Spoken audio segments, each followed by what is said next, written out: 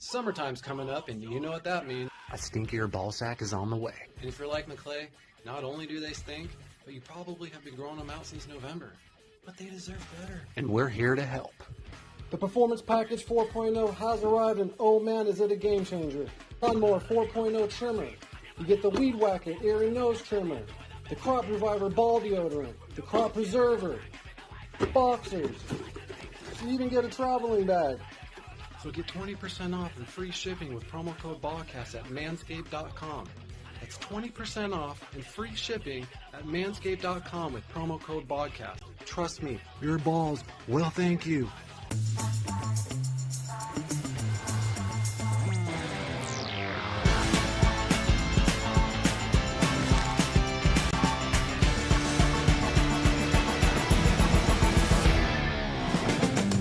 Long-time listener, first-time caller. Long-time listener, first-time caller. Long-time listener, first-time caller. First-time Caller. First-time caller. After downloading the free Discord app, use the invite link in the description or scan this QR code with your phone to be taken to the Beyond Wednesdays Discord server. First-time listener, long-time caller. There you will see the Modern Comic Mayhem category on the left with the call-in waiting room. Join that call-in waiting room, set up your camera and your mic, and have your questions ready. Call me now!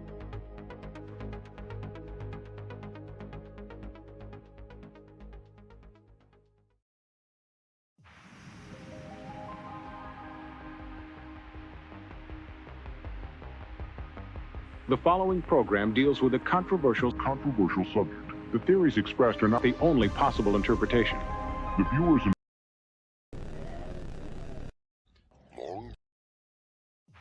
Are you guys doing pickups? We are doing pickups. Do you have pickups, Z? Do you want to start? I'm gonna stop my camera. I'm gonna turn around, just grab. All right. I'll let Sean grab some. I'll keep us occupied a few minutes. All right.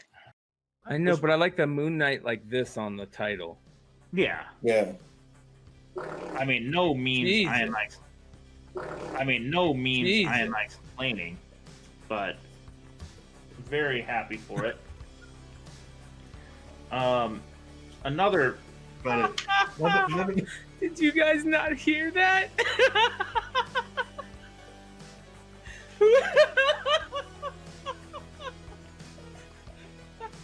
This goes off the way. Oh. No, dude, that. Hey, who let Simon in this motherfucker? Dude.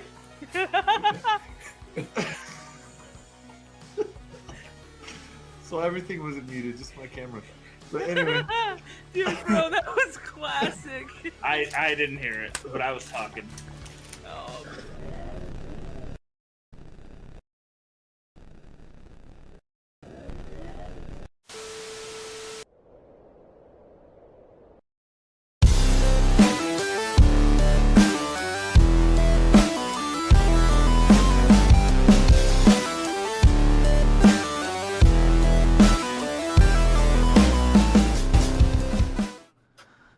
we're crying backstage watching that. Hopefully you guys are enjoying that. An oldie but goodie.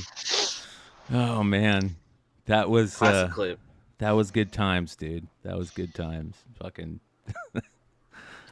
Dude, there's nothing better than those moments when like you can't control your laughter. It's so funny. You know what I mean? Like, Yeah. What up, everybody? 31 live to start the show. Hopefully you're liking the new times. Trying to start a little bit earlier for you guys out there, especially these 5-hour freaking shows. Last week was supposed to be short, 5+ hours, man. Jesus. Wow. Yeah. That's how it always happens. It's like, it's when we go down all those rabbit holes, right? Yeah, dude. I got 10 blaster boxes behind me, opened, ready to go, dude, just in piles. Yeah, I was like you, but Josh and I went live earlier, like ripping cards on Instagram, and then I opened 2 blasters and a whole retail box. So it's fun, bro. The Bowman, the Bowman rip is fun this year. I'm actually glad I bought that box instead of a hobby box. I'll say that.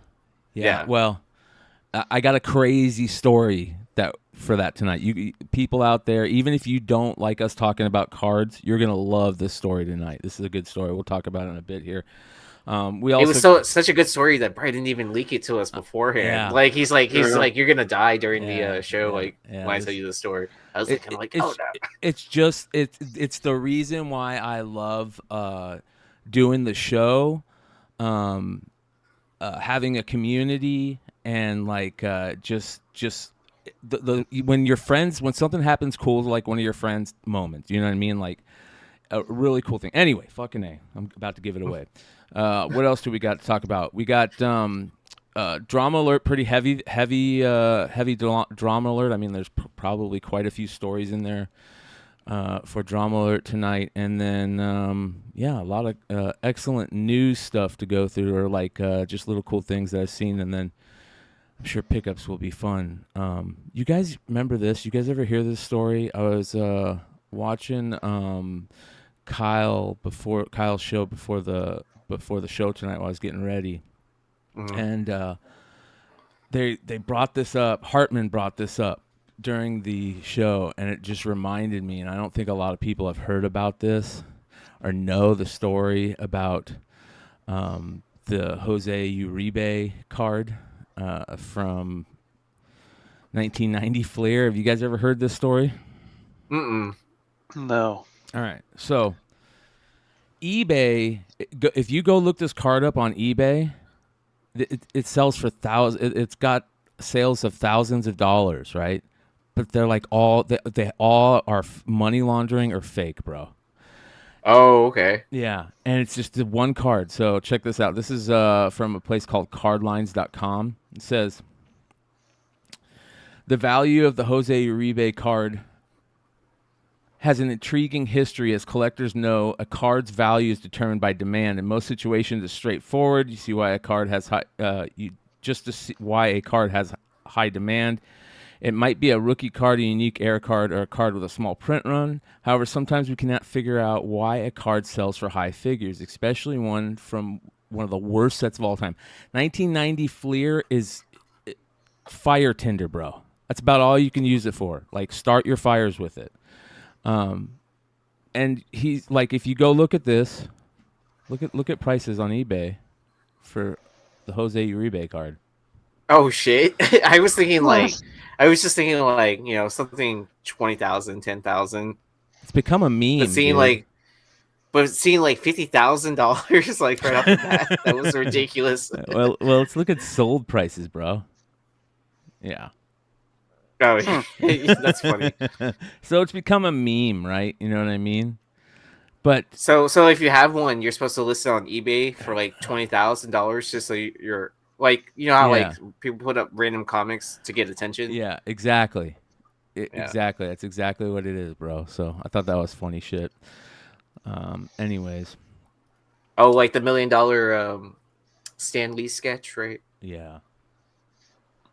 Because, you know, that's the number one thing I want to Stickman. spend my first $1 million on is a Stan Lee Stickman drawing. Yeah. I mean, as long as there's a Tom King drawing next to it, I'm good. You know what is interesting, though?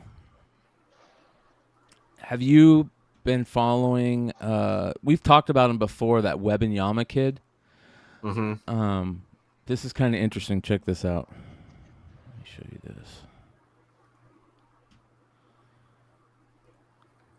Does it have to deal with Inception? Soon. Topps is coming out with Bowman Inception University in May. Victor Wembanyama is scheduled to have autographs in this product, and that starts the Wembanyama card chase. Victor Wembanyama autograph cards are coming soon. So there you go, you guys. Be on the lookout. Do you know how much these boxes were last year? No. Probably like not even like bucks. Barely $100. Oh, barely $100. Yeah. Yeah. Wow. I'm not surprised. And then, do you know how much I've seen pre-sales? I mean, like people ask, or like big card distributors asking for pre-sales on this box. How much? $175. That's more than baseball Bowman Inception.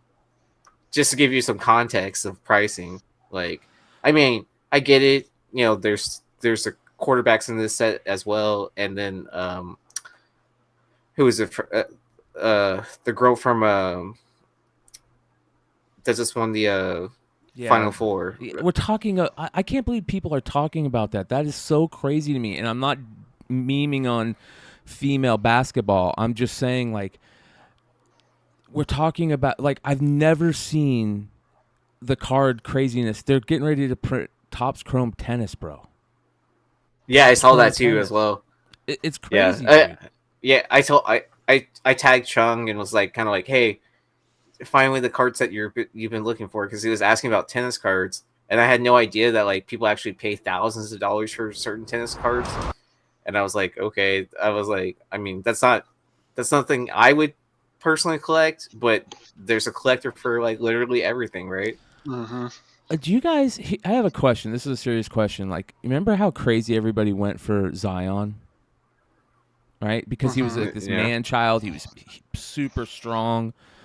But and then he gained all that weight. His body, his body is like he's either going to be too strong for his body and pull a Bo Jackson, or he's 7 foot whatever, and like, do you guys think that this guy's going to be able to even play basketball very long? Oh, because of how lean he is, how tall he is, how big he is, bro. Like. Well, like a Yao Ming kind of situation where like, because his body's just gonna start falling apart. Like his knees started giving out because he was jumping up and down so much, and like all that weight and pressure. Yeah. So I mean, a lot of people were like, to downplay him or whatever was like kind of like, oh, wait until he goes against Giannis. Wait until he goes against like Anthony Davis. Like those guys are going to eat him alive is what everyone's saying. Yeah. But I mean, it's hard to tell, right? Like with these foreign players, like, when they come to the NBA, like how much adjustment there has to be for them. Yeah. Sucks. Yeah. Discord. But he's on. Oh, sorry. Oh, you're good. Wait, he's on the team with the guy with Ho You Fat, right? I have no idea, dude. What? Oh, you fat? Yeah. There's a basketball player like in the European League or whatever, where his name is like Stevie Ho You Fat, and he's like in the French league. It's the only card I want.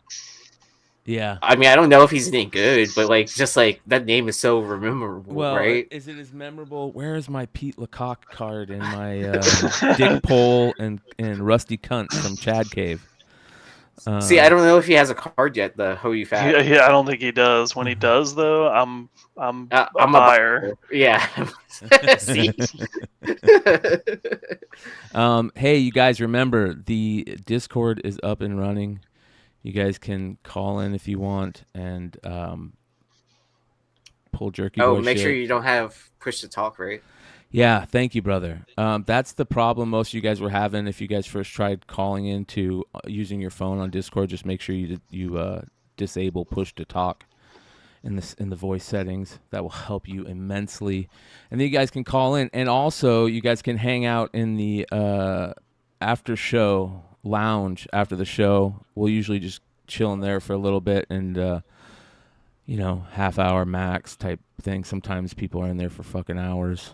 But you guys can come hang out. I was up late last night talking to Remo last night. Yeah. we went down a rabbit hole of talking about importing cars. So yeah, yeah,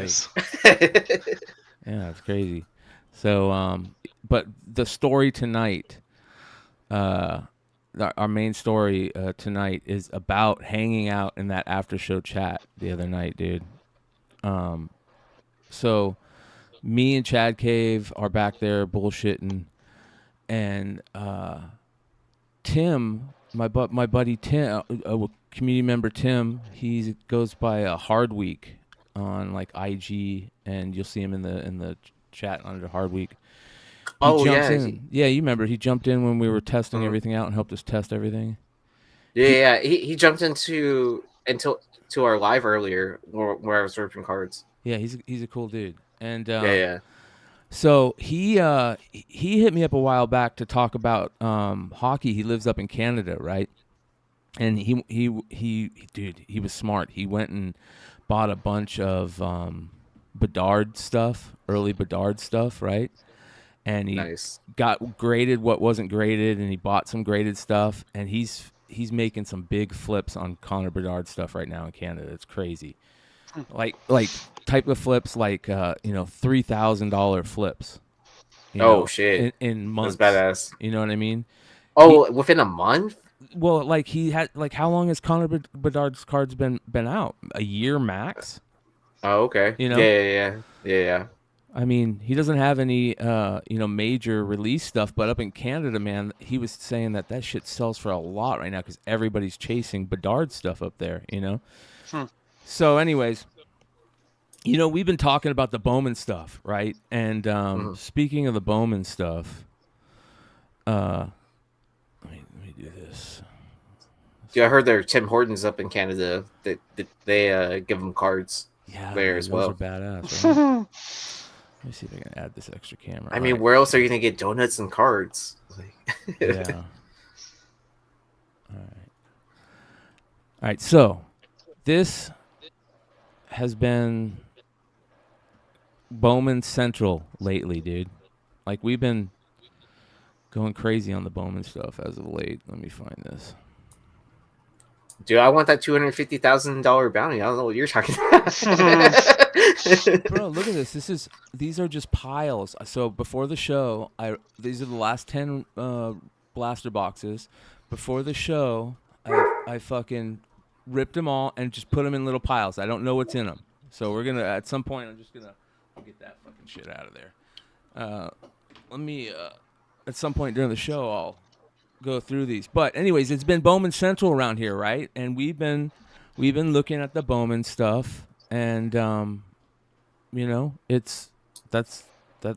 been really finding that retail is where it's at, right? So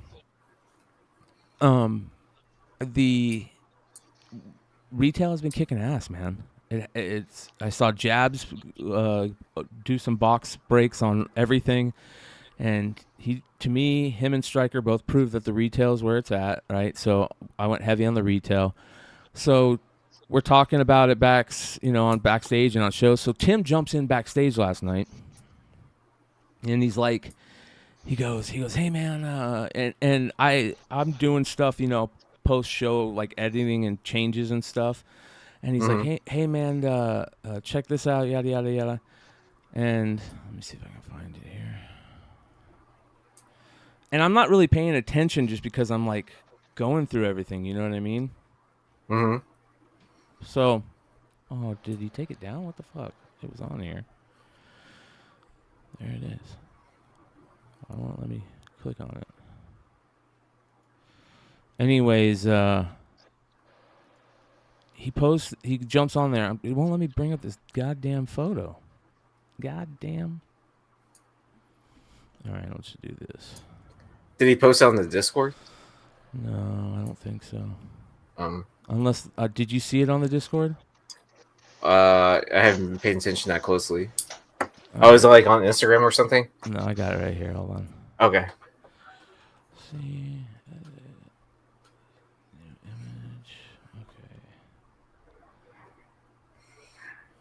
Sorry, you guys. I'm ripped. Higher than giraffe pussy right now. That's probably like the majority of us on this panel right now. Yeah. While you guys are listening to music, we're listening to music too, but we're also getting stoned. All right. What a rough looking group of dudes. I know, right? All right, here we go. Not rough, I would say ripped. Yeah. Yeah, for sure. All right. I made a quick picture of it. Because the story. We can tell your eyes are closed. I was gonna say this is the most Chinese panel I've been on, so. All right, check this out. I'm disguising my eyes with the reflection in my glasses. So Tim jumps on and he's like, hey man, I want to run some stuff by you. I went and got some Bowman, this and that. And you could tell he was like a little excited. Let me see if he's is he on? If he's in the chat, Say what up, brother. So I'm just doing background stuff, and I'm like, yeah, cool, bro. Tell me what you got. And he goes, well, I got this. All I hear is I got this. And a lot of the time, when I'm doing stuff, like you're like 4 screens behind, and I'm just listening to you, and I'm moving around stuff, and I'm like, hold on, let me check it out, And I go and look, and he's kind of like his connection isn't very good, right? And I just see an autograph, and I'm like, okay, is it a first? He's like, yeah, it's a first. And I'm like, okay, oh, I see it's an auto, it's a position player, it looks like. And I go, nice. And then I hear him say Superfractor, and I'm thinking to myself, like, he must mean like refractor, Mm-hmm. And I'm like, and he goes, like, we're talking, like a couple more minutes go by. He goes, you heard me say like 101, right? And I go, huh? Oh, shit. He pulled a position player, first Bowman, major team Superfractor of a guy that's probably 18 years old. Like, this could be a monster. Of a card, you guys. And his story, Funhouse Comics, we all believe right now, man. Hell yeah. So check out this story. He got some Bedard stuff graded, right? And like some $20 cards sold for like $400, whatever. So he said he was having kind of a shit week, and he's like, fuck it, I'm gonna go just rip a box of Bowman tonight. I'm gonna go buy a hobby box. So he goes. Oh, shit. So he goes to his local shop, and they've got one box left, and the owner goes, hopefully you can pull that Superfractor. Talking about the Andrew Jones. Like, what the hell, dude? Right? Like. Hell yeah! So someone else put it out there in the universe for him. Yeah, so, manifested that shit right there. Boom. Yeah. So like, even though this guy he might not be on our radar big time right now, neither was like Mike Trout. Card. Neither was Mike Trout when somebody pulled the Trout Superfractor. You know what I mean? Like, dude. Exactly. I mean, I was gonna say that exactly. That this could be a monster card like 3 years from now, even 5 years from now. Yeah, he paid like $340. I think he said for the box. Oh damn! Someone offered me a hobby box today for $300 at a shop. Yeah, he said it was expensive up there. He says people are going crazy for this. There's a new CHL product out or something like that has a Bedard jersey card in it or something like that, and people are paying like $25 a pack for the stuff up there. So, Cosmic One wants to know: do we smoke before we get the box, after, or both? So yes. You're supposed to smoke before, and then on your way home, and then after you open the box. My answer is just yes. Yeah. Yes. Yes. Yeah. Long story short, yes. But this I think he's gonna get it graded. He said he was sending out a submission to PSA, so he's gonna throw it in. I told him, like, might as well just throw it in the PSA submission. Even if it comes back a 9, who cares? He goes, it looks sharp, man. And look at it, it's beautiful. Like, look at this thing, dude. Mm-hmm. Yeah. Look like his signature. Yeah, I mean, I normally wouldn't grade signatures or whatever, but that's a shoe in 10 signature. It's nice. Centered. Like the design, look, the Bowman design this year. Look how good that design looks. Yeah, I mean the QC has definitely gotten a lot better this year. Somewhat. Bro, I started sorting the 30 blaster box rip from the other night, man, and there was like cocaine on fucking every other fucking card. Little white pieces of crap on cards. I'm like, what the hell is this? Are you able to wipe it off though, or you can wipe it off. I actually went and bought a a Kurtz card care kit just to try it out and do like make some content for it. But, let me know how that is, because I've been wanting to try it out as well to see if it actually, like, do you think it actually bumps it up like a point or whatever, or half a point even? Yeah. Zombie Prophet says never grade a 1-to-1. Man, you're crazy. I would always say it depends on the player, right? Depends on the card. If the card is jacked up, then I'm like, okay, it's a 1-on-1. Who cares? If the card is beautiful, then I'm grading that sucker, man. Yeah, if the card's all jacked up and you know it's not gonna, I would say if it's it's not gonna get an 8 or higher, then I would just authenticate it. Yeah, you don't need to, but if you're gonna sell it and it's beautiful, it's gonna help. Yeah, it's not gonna hurt it. Like, you know what I mean? You'll definitely get more money for it graded than you would get it for it raw. Yeah. Fucking Chad Gabe. Yeah. I believe it too, bro. I believe it. Telling the truth out there. The putty. Yeah, so we'll see how that card care stuff plays out, because I got a bunch of stuff I got to use it on. Send out some shit graded. Yeah, I want to get in for that value submission for any 22, 23 cards. Yeah. Just because because it ends at the end of the month. Yeah. Is that SGC that's doing that? No, it's actually PSA, and it's like only $16 a card, but it's a 20 card minimum. So any cards for every major sport that was produced in 22 or 23, you can send out for grading, as long as it's under like, I think like $500 in value or something like that. Yeah.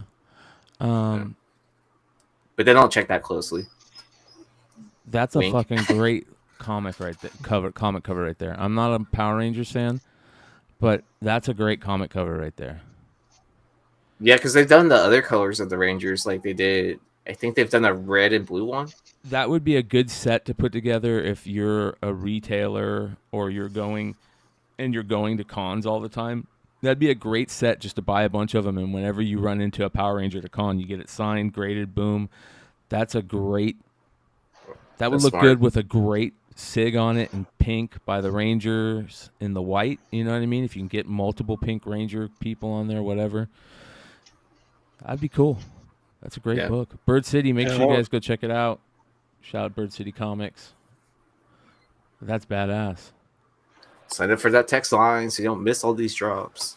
Yeah, I bet you even with the trade dress, it probably looks good. And by the way, they didn't. I saw this. They didn't tell me about this. I saw this just fucking looking at social media and stuff. I didn't even know about this one. This is pretty dope. Pretty good. Congrats to Nearing Nirvana for the. Did they hit 2K yet? I know we're really close. Last night. Let's go take a look. We're probably like inches away. Inches? Yeah. Let's take a look. 1.94. You're less than 60 away. Less than 60, you guys. I'll drop a link. If you're not subbed up, there's 61 people watching right now. If you're not subbed up, go sub up. Let's get them to 2K. Yeah, because otherwise I'm going to retract my giveaway. So, where can we watch the giveaway live? Yeah, I mean, is it this one right here? No, hold on. Let's see here. No, it's that rainbow one with the road to All right, let's find this. It's at the last 5 minutes probably. I don't. All right. Being sensitive now, and I'm not even being funny because you never know what you can. The Andy has to go. I feel like that's a pop culture reference. All right. He said it, but he didn't. Yeah, but it wasn't. Okay. Right? Oh, my lights went out too last night. Dude, I don't. So, last 5 minutes. Oh. Has it already happened? No, wait, hold on. All right, here it is. I got it right here. Okay, so Andy, and your Yi, Jen, 9th, Lucy. Who else was on the show last night? Andy. Big Remo, Queen Comics, Josh and Cynthia were on. Long Short was on. Rob from Team Nerd Herd, West Coast Rob, he was on. Steve, I think, was also on. Let me pull up that one. All right. So how did it was just you guys just picked anybody in the chat? Yeah, so anyone that was participating in chat, so like whenever I started watching the show, I pulled up the giveaway thing, so it would just gather names until I jumped onto the show, which was at the end. What was the giveaway? So different people gave away different things throughout the night. Like I know Josh, you gave away a foreign book as well too. Which was I gave away this Cosmopolitan magazine from Mexico, but it's sealed, and it's the magazine that this came on the newsstand, like attached to this Cosmopolitan magazine. So that's cool as hell. No, he just gave it away for the Cosmopolitan articles. Yeah. So. Are they in Braille? In Braille, yeah, I know, right? Yeah. Are they in Braille? Ooh, we have a new challenger. What's up, Richie? Into the arena. Fight. You're on mute. Yeah, and then Andy ended up winning the Brazilian. That's crazy. Something is killing the children. Let's fucking play this shit, man. Look at you. Look at you, stone motherfucker. Which one? Yeah. Isn't that all of us? Yeah. Hold on, I was trying to get into the chat so I could win that book. Hey, you're in the penny can. That's cheating. Just kidding. If you're not cheating, you're not trying. Where's my fake account now? Just kidding. So he literally I left just right stopped before saying you guys spun the We're trying to wheel. really believe it. We got 42 people. He had to jump off for whatever reason. Real quick. See, he I'm was sure still you're there, watching. right? You got Remo in there. Look at Yee in the dark and everything. Yee's like, I didn't comment. I was holding my cell Right phone there. because my No, go ahead, in nice. the middle of Cool, my it's cool. time to be on. Remember there, when it I was won in rainstorming, Drunken Chat? and I pulled. Oh yeah, okay, it's right here. look at Yee. He's in the fucking dark, dude. He's got like a little light thing on his hat and shit. And I'm sober. All right, here we go. And I was like, I'm gonna win, and I was just joking, and then I won for the Black Panther one. And you bought it for me. And I bought it from you, yes. And I got a 9.8 on that. Yes. You packed that thing so good. So what she's talking about right there is when it's Drunken Chat, when Mighty Mel V, there was some type of event that happened, and they had a big giveaway. What was it for? I don't remember what the actual event was for. I mean, it could just be to spin the muffin wheel or whatever. No, it was a big event, dude. It was the big book. Was it giveaway. 2K? 2K? Yeah, 2K. Was it 2K? Oh, okay. Yeah, because it was the Black Panther 3 1 in 25 that was given T'Challa. away. Yeah. The first Tosin. Tosin. Sorry, Tosin. Yeah, I'm stoned. I'm sorry. All right, here we go. It's all good. Here we go. Tosin, T'Challa. There's Yeah. you know, So Tucson. So Lucy won that. Yeah. So Lucy won from the muffin wheel. Yeah, I remember that. And then everyone was calling like shenanigans. Yeah. It's rigged. Fuckery's afoot. Yeah. Yeah. Man, I was like, Dude. All right, are we ready? I'm so nervous. Oh, what's our how many followers do we have now? Did we hit 2,000? Not yet. The last time I checked, we were up 20 from what we had. Let me double check right now. But if you haven't subscribed, please subscribe. Again, we have a bunch of shows all week. Let me see. Oh, when did I start exactly watching? So if you were watching for who was the first guest with the Star Wars question? Chop. What the Rob. fuck? Rob. Yeah, so I started watching when Rob was interviewed. Oh, okay. Or, then. Yeah, yes. That was like what, pretty much the beginning, wasn't it? Yes, that was the beginning. Yeah. Okay, cool. So you've been in. All right. Hey, I found my window, so I can hit the draw button. Because my second monitor had the screen on it, and then I had it powered off because I lost all the power that was like right around me, like the light above me, the light behind me. My second monitor, so I had to take apart my dongle, but I didn't want to lose my webcam. So you've been in. All right. Hey, I found my window, so I can hit the draw button. Okay. All right. Good luck, everyone. Oh my goodness. Who's it gonna land on? Oh, Comic Van Andy. That's crazy. Lucky motherfucker. But I will say this: I would be subbed up to his channel because he said he might be throwing this into his slab box. Yeah. Oh, nice. Did you guys see this? The follow back card. Yeah, dude. We've talked. How much about, does it sell for? I don't know, but well, hold on. I'll play this here in a second. This is. I don't think people realize what this is, man. This is actually a crazy idea, right? Mm-hmm. Yeah. Topps put out these 101 cards where if you pull them, the player will follow your social media accounts. It's called a follow back, and somebody pulled the Trout. This is a first of its kind sports card, and it just sold for $4,000. It's a 2023 Topps card that if you pull it, you get a follow back from Mike Trout. Basically, there's a code in the back that you scratch off, and then I guess you go to some online site, you put in your Instagram handle, and Mike Trout has to follow you back on Instagram. I've never seen a card like this, but I definitely think it's... I bet I'm gonna too. I mean, the only weird thing about that part, right, is like if they do follow you back, like once they follow you back, you can start messaging them now. Oh wow! Yeah. I mean, they don't have to respond. It doesn't say anything about That's that. kind of creepy, but, like, bro.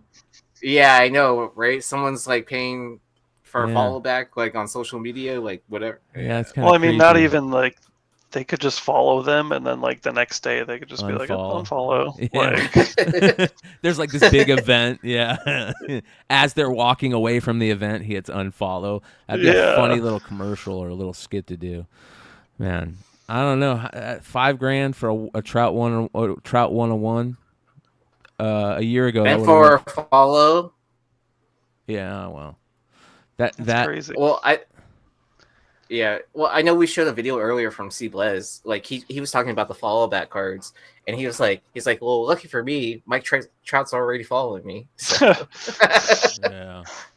I remember on flip side when Red 5 Comics, his name, what was his Tacos and Comics pulled that Lars Newbar. Oh yeah. Mother's Day Pink. So I tagged Lars Newbar and his brother. And his brother started following me on IG, and I was so excited. that. And the next day, he unfollowed me. Oh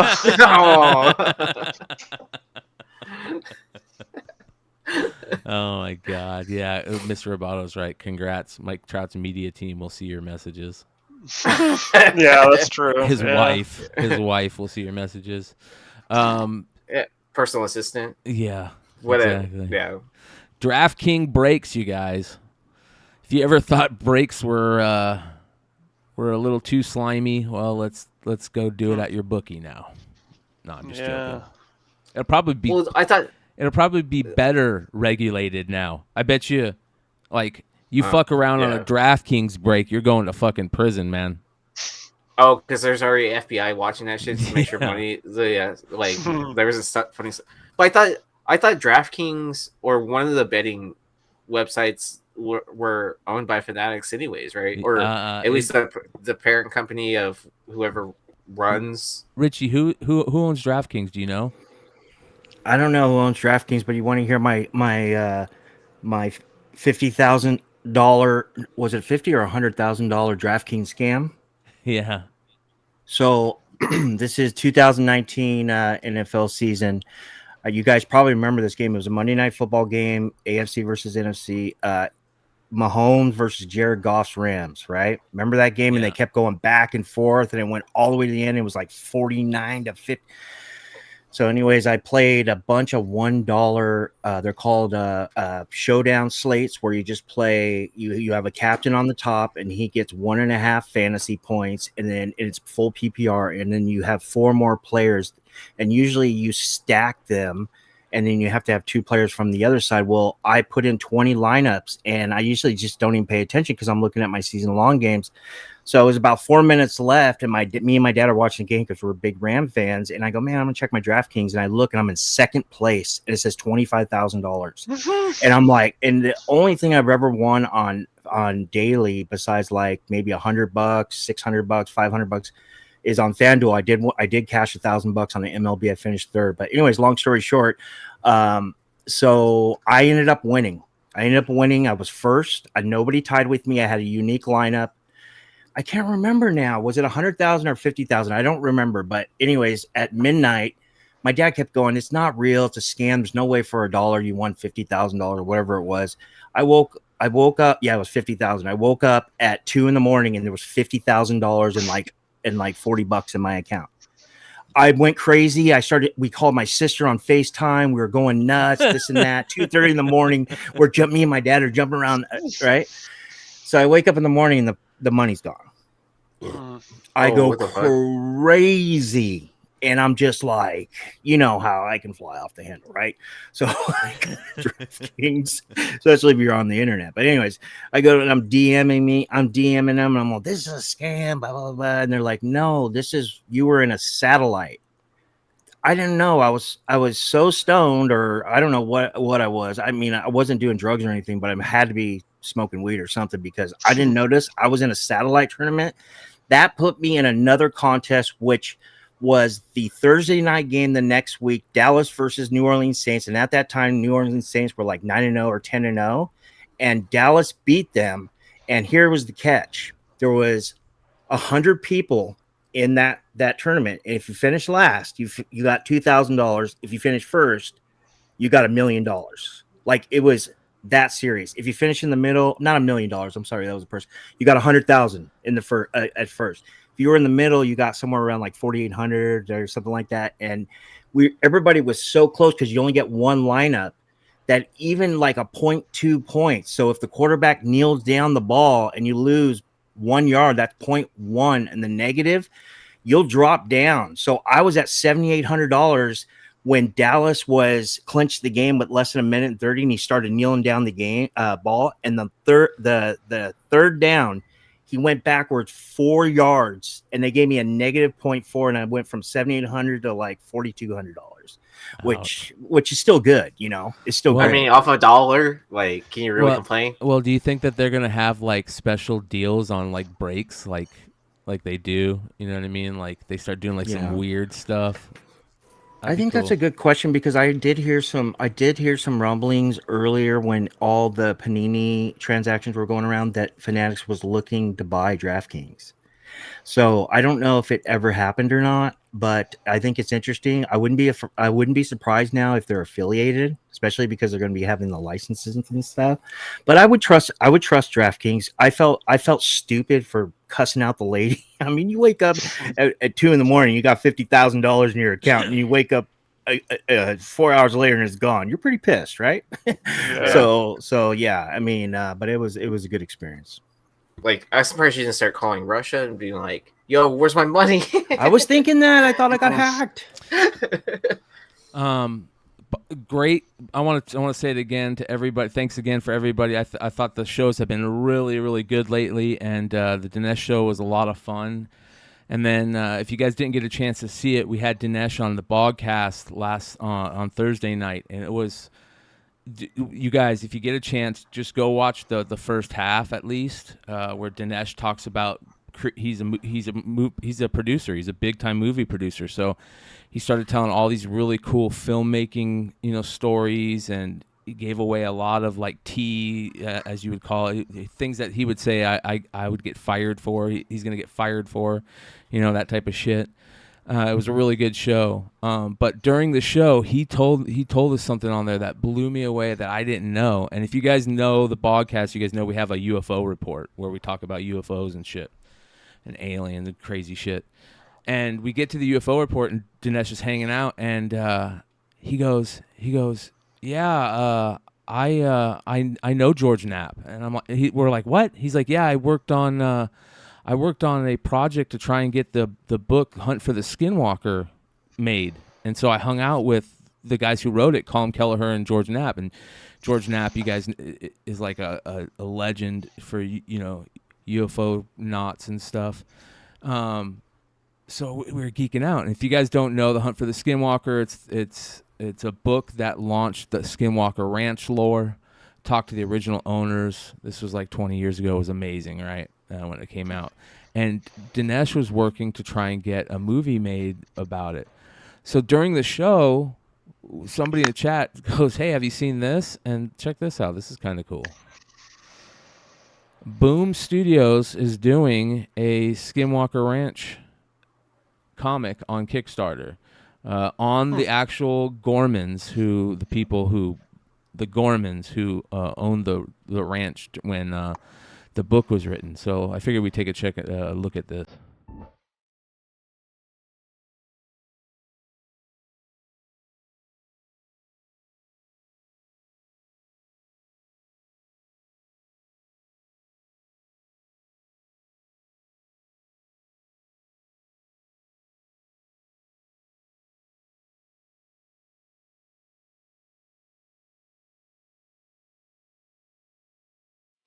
All right, you're not gonna explain shit. You're just gonna make us read. Yeah.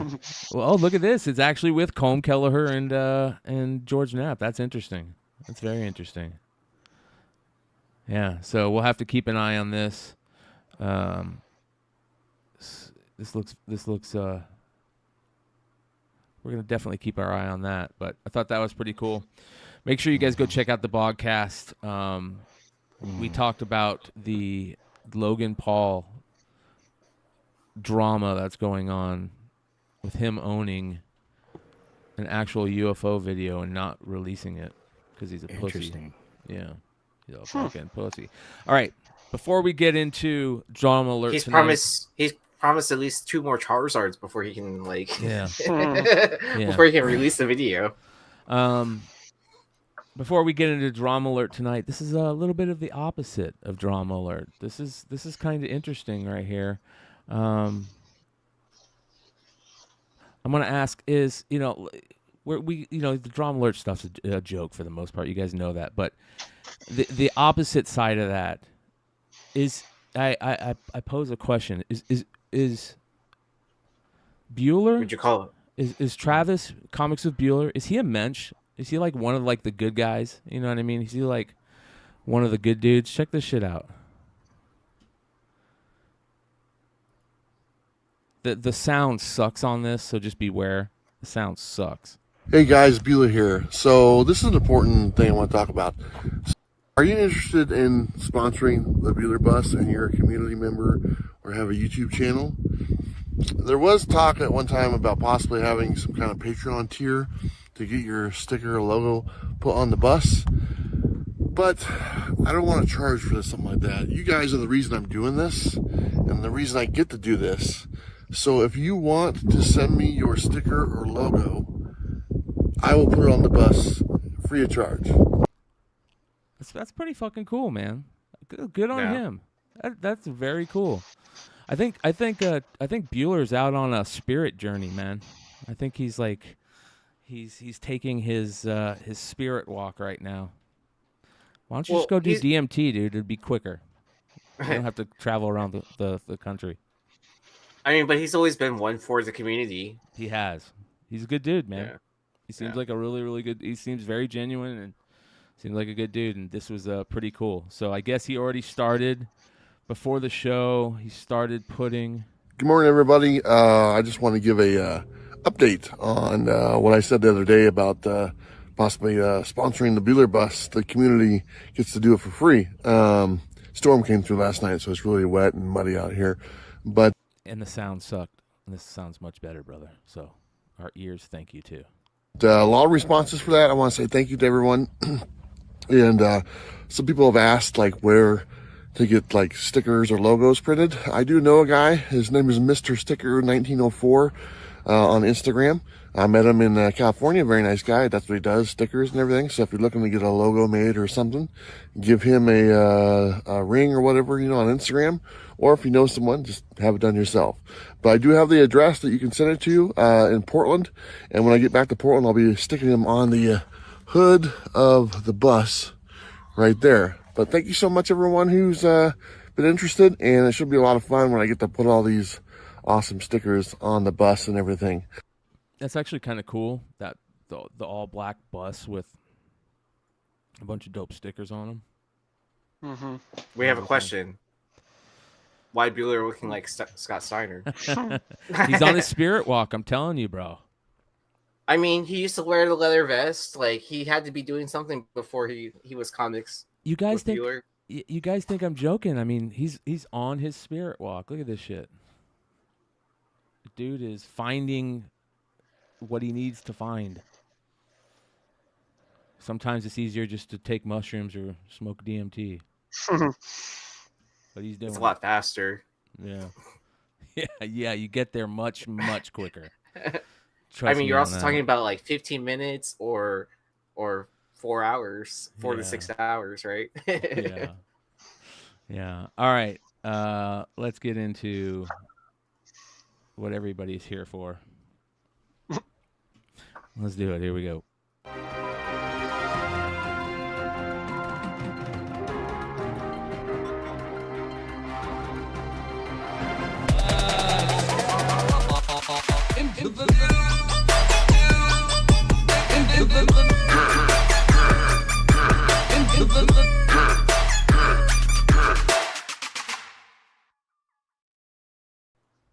All right. Wait, so I have a question real quick before we start the drama section. Let's do it. So the opposite of drama section, is that the beyond drama? Ah, I like that. Yeah, look at you. You're on the spot tonight, brother. I spoke that perfect we're amount. Remembering these timestamps. Yeah. Chad, I'm gonna tell you I'm gonna tell you something about drama. Chad's gonna love this drama. You guys see this? Making moves. You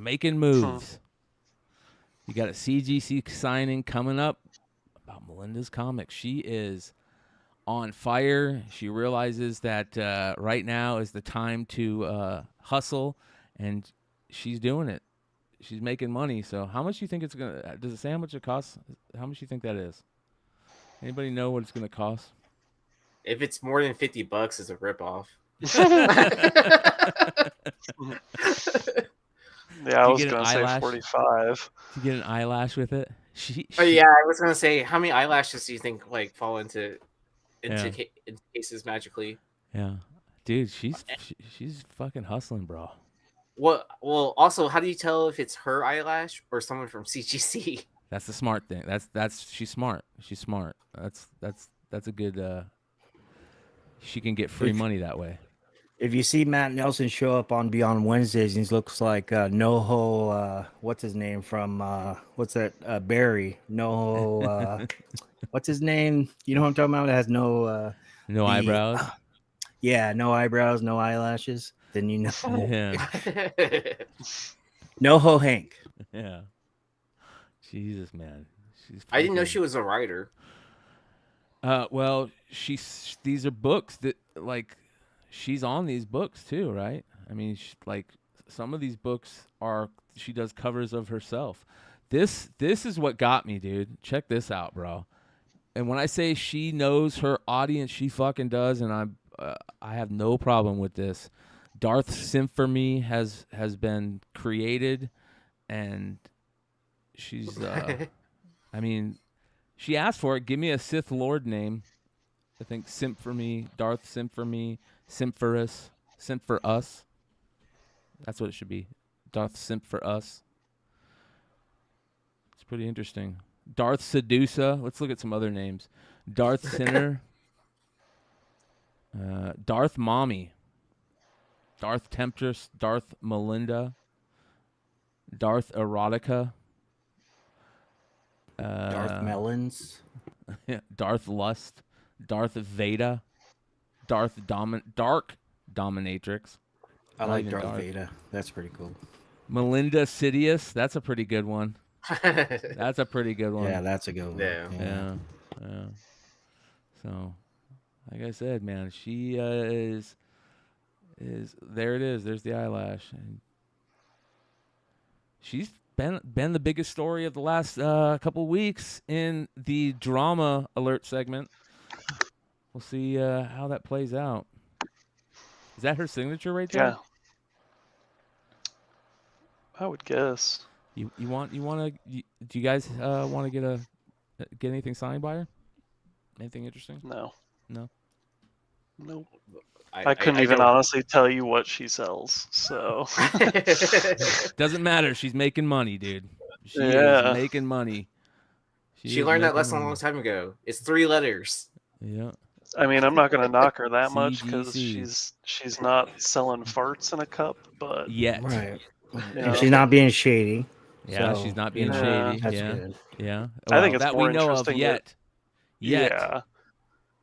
I think it's more interesting that CGC is like letting small time people like that have like signing events.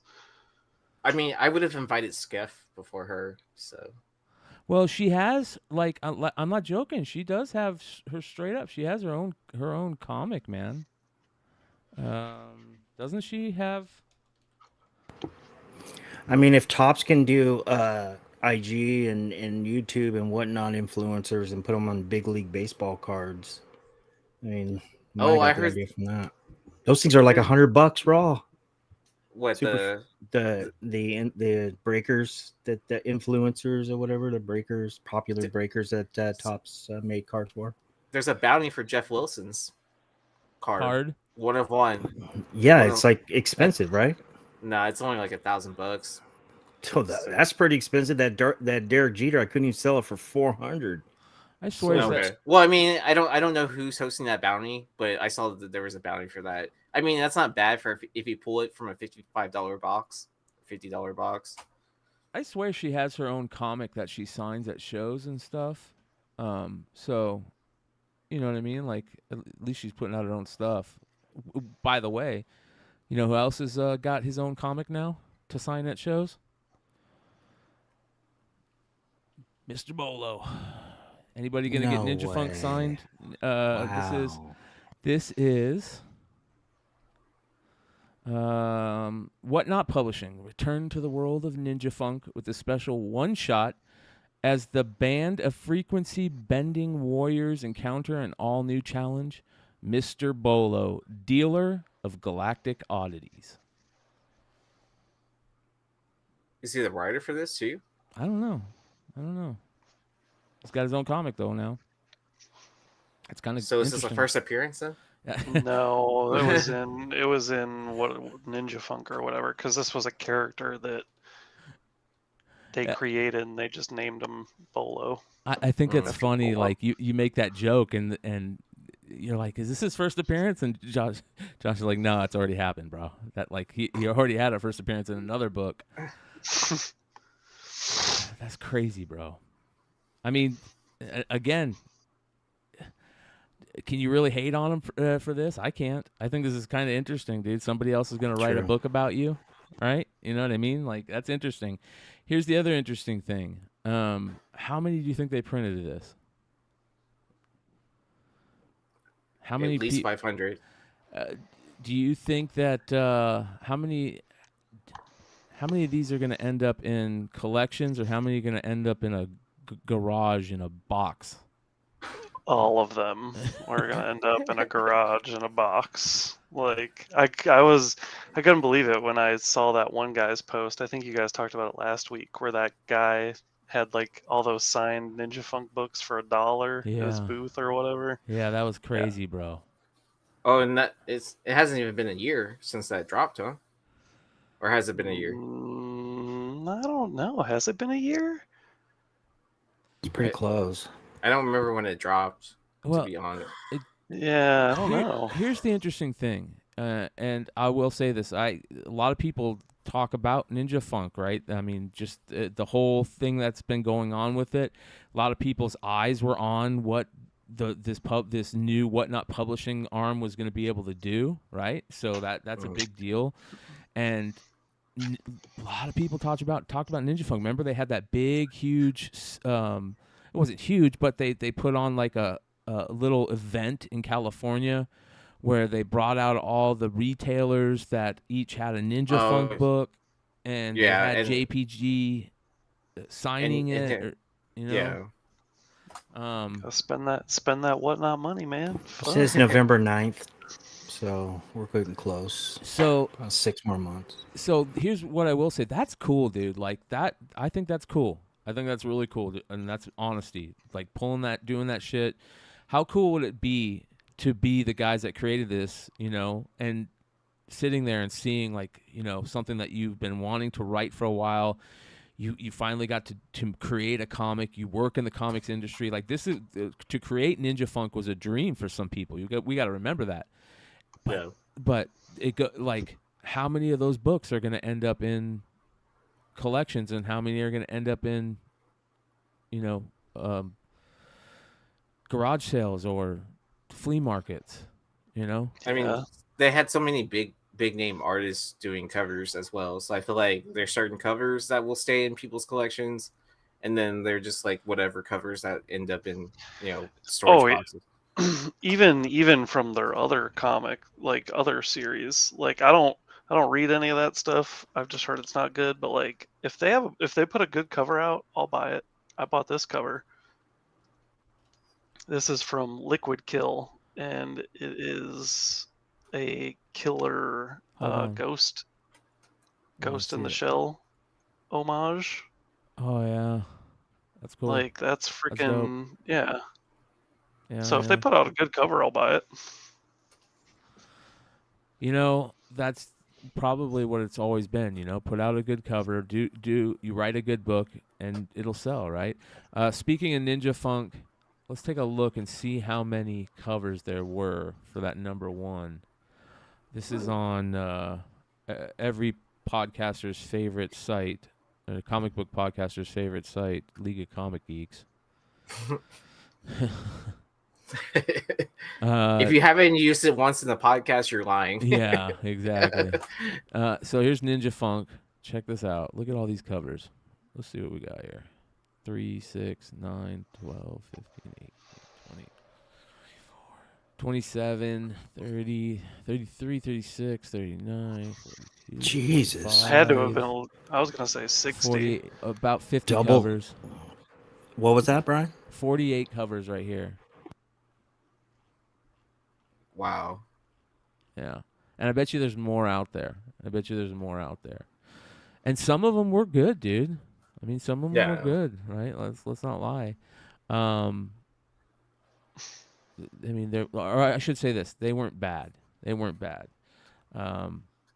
how cool would it be to this is the story that you've written with your friend, and you have this huge rollout, all this stuff, and I think that I don't know. It'll be interesting to see what we think about it in another year.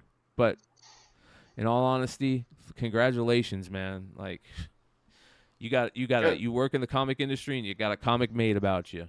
We'll see how it plays out after that. Well, it also shows that like people can accomplish their lifetime goals, right? Yeah. So like to get something published. I mean, like if you talk to JPG about it, like that was his like one of his big time goals. So that's something to be proud of. I mean, how it gets perceived, that's a whole nother thing. I'm assuming they were the only ones that would publish that book. So oh yeah, ye hit it on the head. How it gets perceived is another thing. Yeah, man. A lot of people talking shit about this right now. A lot of people. So, and I don't know what to think about Whatnot Publishing yet, man. I think it's interesting, and I think it's definitely something. Yeah. I definitely Have they released a heavy metal magazine out yet? I don't know. That's a great question. No, I don't think so. Yeah. I mean, I feel like they should have done something by now at this point. I know it. Well, isn't Comic Tom's story in that magazine or whatever? Oh yeah, I forgot about that. Or is that his own comic? His own comic. It's not in the heavy metal thing. Yeah, it's his own comic. His own. That's another one. We talked about it. Yeah, he's got his own comic out. That's on Whatnot Publishing too, right? Yeah, I don't think it's dropped yet, but it's already on. Him and Fire Guy. It's already on Key Collector. Oh, it's already on Key Collector. Yeah. Oh, do we? Oh, wait. So did we add this to the creators first list? Ninja Funk, JPG reply. Yeah.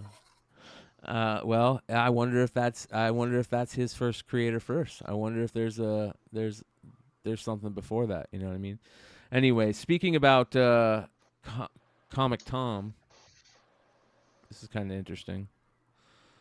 Chad K has a one of one Ben Stein cover. He might. Who knows? This is Golden Age Guru.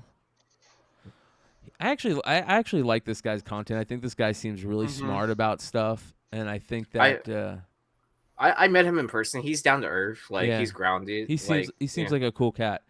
Yeah. But this is a good post that he brought up that would bring up a good discussion. Check this out.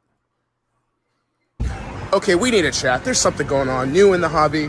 What do you guys think? I need your opinion. Check this out. People are getting remarks on their slabs. Now, I know this is not a brand new thing, but check out the amount of detail that Eastman put into this cover.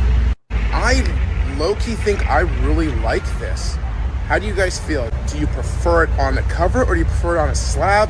Give me your feedback. I am curious because I kind of like this. What do you guys think? Low-key think I... All right. I agree with him. That's sick. Yeah, I mean, that's a sick remark, first of all. B, it preserves the book. Like, I mean, you know, other than the fact that they did it on the yellow label, right? But if you took a blue label book, you don't have to, like, crack it open, submit it again to get it regraded and all that shit. Yeah. Like, you just have the art I mean, not even authenticated on it, but, like... and you don't destroy like, you get to book. look at yeah. Yeah, that's sick. The only thing I don't agree with is how much of the cover he covered up doing that remark. Do it on the back, maybe. Yeah, do it on the back. Or like put all of them down at the bottom so that you could still see the turtles, you know, on the building. Like, that's the only thing. But other than that, that's sick as fuck. Like, but the joking part of me wants to say, I can't wait for that slab for a slab situation where they start slabbing slabs. Yeah. I don't know if I've ever seen anyone remark a slab. Like, I know people get slabs signed, but I don't know if I've ever seen a remark on a slab. I've seen people sign slabs. Yeah. I've seen signatures on slabs as well. Yeah. Wipe off or whatever. Well, I mean, if you put, like, you can put clear acrylic over it to preserve it. Well, and certain markers won't mark, like it'll be like paint markers, I imagine, that type of shit. Yeah, and you could put it in a nice, like, they make Mylars for slabs. Yeah. Yeah, that's interesting.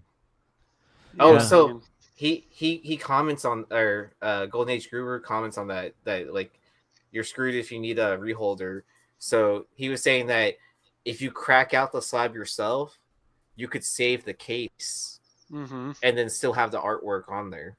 Yeah. Just put like a blank sheet of paper behind it or something. Exactly. Yeah. That's a great point, bro. Yeah. But here's the other thing. You don't have a big, nasty, ugly autograph on an amazing book. Right. I put a reprint there. But here's another thing. Green label. So take it to CGC at a con and have them crack it. Yeah. And then you can like add whatever signature you're trying to get or whatever. This seems like a lot of work when you could just hand them a piece of paper and be like, bro, draw something badass. But I mean, it's a different form. The way that Eastman, yeah, but I mean, the way that Eastman like pulled it off on this, like, it really pops, right? Yeah. Like with the paint markers that he used. I've heard of Tyler Kirkham doing a remark on a slab as well. This makes me want to get a remark on a slab. So right. That's why you do it on blue labels, people. That's what I'm telling you. You don't have to get the signed book the book signed at all. Save those extra fees for something else. I don't know. Well, we'll keep an eye on it. It's a damn good question, that's for sure. We'll see how that plays out. Tastes on what you get autographed and what you get them autographed on change all the time. For baseball, if you got an autograph on anything other than a baseball on the sweet spot, you're an idiot back in the day. Like, don't ever have a card signed, don't have a magazine signed, nothing. You get a baseball on the sweet spot and ballpoint pen, and that's it, man. People used to not like autographs on their cards.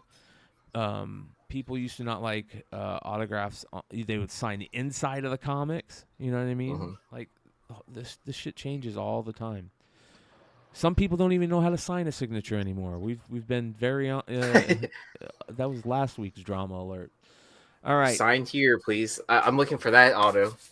So I'm watching Drunken Chat last night, and I think Yi was on at this point, and you guys are talking about the John Jiang post. Yeah. This is kind of interesting. Oh, yeah. Did you watch what happened like later? No. Within Drunken Chat. So Manny, the comic collector, talked to John Jiang. And yeah, and then he found out that he really meant Origin and not first official appearance. But we were joking around saying it's the fullest appearance. Yeah. You know, I don't have anything against this at all. Like, I don't think John Jiang did anything wrong here. My question is to bring up during this drama segment is, what do you guys think about creators solving arguments on firsts? Is that the final line? Because I hear everybody being like, you know, if Hulk 180 or Hulk 181, you know, if so and so came, who created Hulk? Winline and Burning. Yeah, Trimp and Tramp. John Romita. If they came out and said on social media, like, you know, before they died, no, this was the first appearance, would fans still be like, fuck you, you don't know what you're talking about? They would be, because they're ignorant. Yeah. But they should be the final authority. I mean, if a writer tells you, like, or even, I feel like even if Marvel, like, you know, there's been plenty of books that Marvel has printed where it says, like, this is a character's first appearance, and everyone just ignores it and calls another book their appearance. Like, why? I don't get it. So I think creators should be the final authority on, you know, that kind of thing if they wanted to speak on it. Yeah, I would say the writer over the artist. Yes. Well, it depends, because a lot of artists come up with ideas, and when they're brainstorming with the writers, and are like, there's artists that come up with ideas all the time. I'm sure, you know what I mean. So it's all in the situation. But if the creator says, a lot of these guys can be like, yeah, we were trying to come up with an idea for this, and this popped in an idea ahead, and blah blah blah. You know, they know the stories. When those creators come out and say that has to be our final thing. We can't argue over that. What the last one I remember where a writer actually said something was Tinian with Punchline. Yeah, and didn't he walk it back? Didn't he walk it back? Like maybe like 3 months later, he said that he broke it down, right? That Hellraiser 3 was like this appearance, but then like 3 to 6 months later, he walked it back and he said, "I don't know. It's been a long time, but yeah, I mean, I'm pretty sure it was like Hellraiser 3, Batman 89, and then it ended up being the first full appearance ended up being 92. Yeah, that's how he walked it back. But it was actually Batman 89. Year of the Villain, Hellraiser 3 was the first full. He walked that back, and then, like you said, that ended up being the second cameo, and then Batman 92 ended up being the first full, like you're saying. Yeah. Here's something interesting too. Speaking of Drunken Chat, and I think it was around this time, Ultra is taking some heat right now, man. Are we gonna have to invite Ultra on Drunken Chat to get this figured out? Dude is taking some major heat right now, you guys. What is the deal? Yeah. I mean, it's really on to him, right? It's his responsibility to do it at this point. Somebody sent me a screenshot the other day of Ultra doxing him in a public chat. I'm like, bro, we're gonna invite Ultra on here, dude, and get this figured out. No. Okay, like the only thing I think, like, I just don't think he should be getting as upset as he is about people questioning him, because the whole premise was you were going to give it away when you hit 1,000 followers, and that was like at least a year ago, and you still haven't given it away. So people are upset. Like, I don't. Yeah. Well, the doxing thing is kind of fucked up too. Well, that's fucked up. That's. Yeah. And Are on you top sure of Go ahead, Brian. On top of it, Ultra has got something else going on where I guess somebody's stealing content from him. It's like he is. Really? Ultra needs his own drama alert segment right now. We should call him in. Call him in. Is he like me, a late shipper? I'm a late Just- shipper. I am a late shipper. There are people that have won giveaways on the show that still haven't received their giveaways because I'm a late shipper. Same here. Oh, wow. I owe Joe Cosmic one, and then I think that's it. I caught up everybody else. But I they usually will get their books. I take a week at the longest, and I feel bad after that. I think the thing about the Ultra boxes is that a lot of people gave big books to be given away, right? So that's a thing, you know. And I understand. I feel like he could smooth it all out by doing a video recap of like, hey, this is what's going to be in the Ultra box, blah blah blah. So people like that donated books can see like, oh, hey, he still has my book, and it's intended to be given away to an audience member. I'm kind of just like stepping into this. I didn't hear anything about this. Can you guys just kind of just tell me what happened? I mean, besides the obvious. So from what I can see, Ultra had. So remember I think was it Mel that did like a big huge giveaway box. The drunken track. The drunken box, right? Yeah, the drunken box. And it was like this long project, and all these people sent in a bunch of shit to give away with it. And it was like crazy. It was probably like a $5,000 giveaway or something like that, if I remember correctly. It was a lot. And yeah, because it had the Venom 3 second print or third print or whatever it was, which at the time was $1,000 book, I think, right? There was a lot. There was a lot. My buddy Steve won that box. Oh yeah. There you go. Yeah, there's a lot of books in there. Maybe not 5,000, but it was definitely over 1,000, easy. Well, I mean, just with that one book at the time. But how is he different? I just want to know what's his argument. So hold on, yeah. So Mel did that, and then at the time it was a big hit. So Ultra, I imagine, was getting close to his thing. So he said, "I'm going to do the same thing." People sent in a bunch of books to Ultra. He had he was calling it the Ultra Box, and it had a bunch of really badass giveaways in it. He hit 1,000 subscribers. People started asking him in the chat, what's going on with the Ultra Box? And he kind of gets mad at people when they do it. So it, you know, I get that. I get that. That's so sorry. I got stoned for hi Brian right there. So yeah, it's kind of like bad faith because it's a bunch of people's books that they threw in there to give away. There's a bunch of big books in there, so I understand why they're like, well, you know, yeah. So and then on top of it, I think that I've seen a couple of his last videos. He said that he was angry about somebody who was stealing content, but you know, I think we all need to realize that for the most part, you're not getting your content stolen. We all talk about the same shit.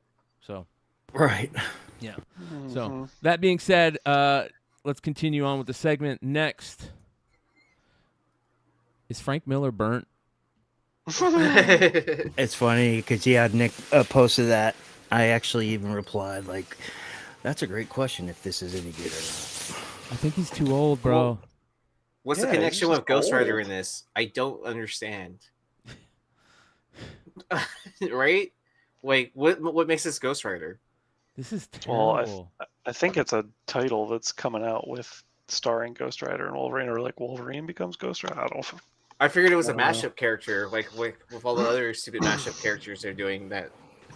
He's gonna get the Spirit of Vengeance, and basically when he switches to Ghost Rider, he's gonna have adamantium claws. That's probably it would have looked badass if he had an adamantium skull, and then maybe spurts of fire coming out of the back of his head or something like that. Yeah. Or even the fire claws. Like those are all easy layups for Wolverine, right? You know what that reminds me of? That looks like lazy Kevin Eastman. Yeah. Well, and here's a sad thing. Like the thing issue that he put out was really good. It had Frank Miller look to it, but it was good Frank Miller. This is bad, dude. And he just needs to stop. He looks like he's 1,000 years old, dude. And when I say that, guys, if you're watching, I don't want you to read too much into it. What I mean is, I like Kevin Eastman. I'm saying that when he doesn't have those very good covers, it just seems kind of like rushed or lazy. Oh, the ones that he shoots in, like that's why I always say, like, hey, if you're going blind into an Eastman cover, 1 out of every 5 you're going to be good. So this, I can't tell which is better, this or Decor's Kids Bowser. Like what? Yeah, that's true. Shut up. The best thing about this cover is his claws they're like bent down on the ends. Like, how does that even happen? Like,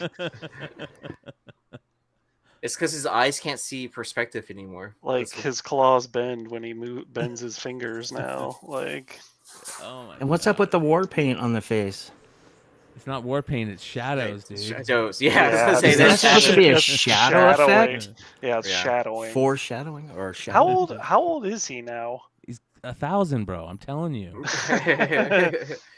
He's a vampire. Wait, are we talking about Wolverine or Frank Miller? Frank Miller, like, I mean, is both. he like? Yes. Is he in his 90s? Is he like in the 80s or? Let's take a look. The answer is yes. Yeah. Yes, all of them. Because remember in Wolverine Origins, in the 66. Fox universe, they revealed him and his bro, Sabretooth, in the Civil War, remember? Damn, he's 66. He didn't age well at all. That's what I'm telling you. He looks like he's 1,000, dude. Like, Holy. Okay, so that dude was a partier. Dude, that nose has seen many lines. It's like, you know who Frank Miller reminds me of? Frank Miller reminds me of the dude who's I'm spacing on his name, having a stone moment. The dude who did the Johnny Depp movie book. Tim Burton? The Fear and Loathing in Las Vegas. Oh, Hunter S. Thompson. He reminds me of Comix version of Hunter S. Thompson, dude. Okay, I could see that. Look at this. Not so gonzo though, right? That's fucking gonzo right there. That's Hunter S. Thompson, dude. Like you could put this image up, and I bet you a lot of people would be like, "That's Hunter S. Thompson. That's not Frank Miller. That's Hunter S. Thompson for sure." But he's a New Yorker, so like, do you think he got aged from all the coke use or heroin use? Yes. Depends on what part of town he lives in. Yes. The answer is yes. He hangs out with dead people. See, I told you he's old. Like, I get it, but I don't get it. Like, I understand he's an artist, so he probably wants to draw. But like, bro, at some point, you can draw, but you don't have to publish your covers. Like, I guess he's been through a lot of cancer and stuff, and so that's not. I mean, that's. Now I feel like an asshole. I know. I feel terrible. He looks like an older, the dude that played Freddy Krueger. Yeah. Oh, yeah. Oh. I didn't know he had cancer. I'm sorry. I feel horrible right now, man. Shit. Oh, he had cancer. Oh, okay. I don't apologize for anything, so I have no shame about saying that because I still respect. Are you sure? Are you sure? No shame for it. No shame. I would almost say it to his face. What? No shame? I would probably say it to his face. Holy shit, look at those pupils. Right, that looks like an alien. Look at those pupils, bro. Those are black eyes. Poor guy. Yeah, he's going through it, bro. He's got medical bills to pay, man. Yeah. Fuck. I don't know if publishing that cover for Marvel is going to help, but... Brian, please edit that out. That's part of on the when you can do the clip. And then now we have a new clip. Hold on. Someone said look at his belly button, but I can't even see his belly button. Wolverine's. It's right here, dude. It looks. Is that an Audi? I don't know, dude. I don't know. That shit's funny, but you know what? He looks like he has a gnarly mustache. Yeah. You know what? I feel like I have to, after that last little segment, I feel like I gotta, because of that, I kind of gotta, like chill a little bit maybe, and at the same time, I gotta make this statement.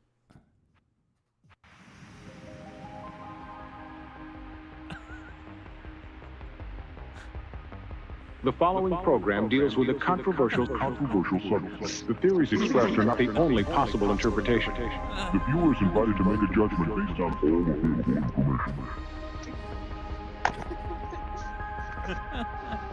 I feel bad laughing, and then I read Mr. Robato's comment, and it made me laugh even more. I just feel so bad. We're terrible, dude. We're terrible. We're I mean, we love Frank Miller. Come on. Yeah, I mean, I saw Frank Miller at the Diamond Retailer Summit last year at Baltimore. Like, he seemed in good health and all that, and was excited about his his new publishing thing that he's doing.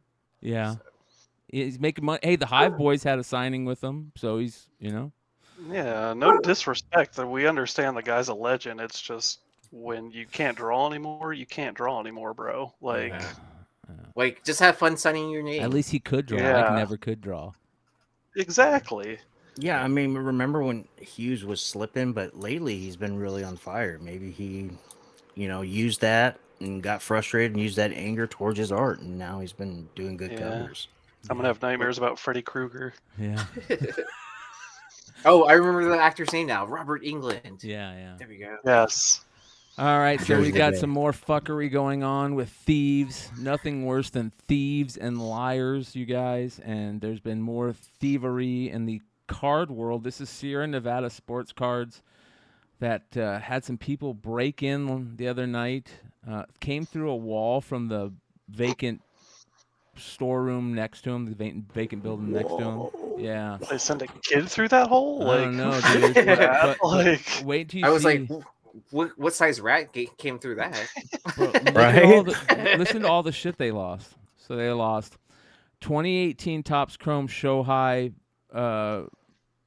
Pink Refractor PSA 10, a 2011 Mike Trout Rookie PSA 10, a 54 Topps Jackie Robinson graded a 3, a 96 Best Michael Jordan PSA 10 in Fuego, a Steph Curry rookies, Shaq Refractor rookies, all kinds of craziness. Judge rookies. They lost. Didn't look like they got very much wax. A 5-row box of assorted Pokemon, and they didn't get any. They really didn't get any wax, so they didn't get hit very hard. But man, could you imagine doing all this work for 20 cards? They didn't look like they were that. That honestly just looks like someone took their foot and smashed it through the wall and then somehow squeezed through it. You mean the Hulk? Geez, that's big time.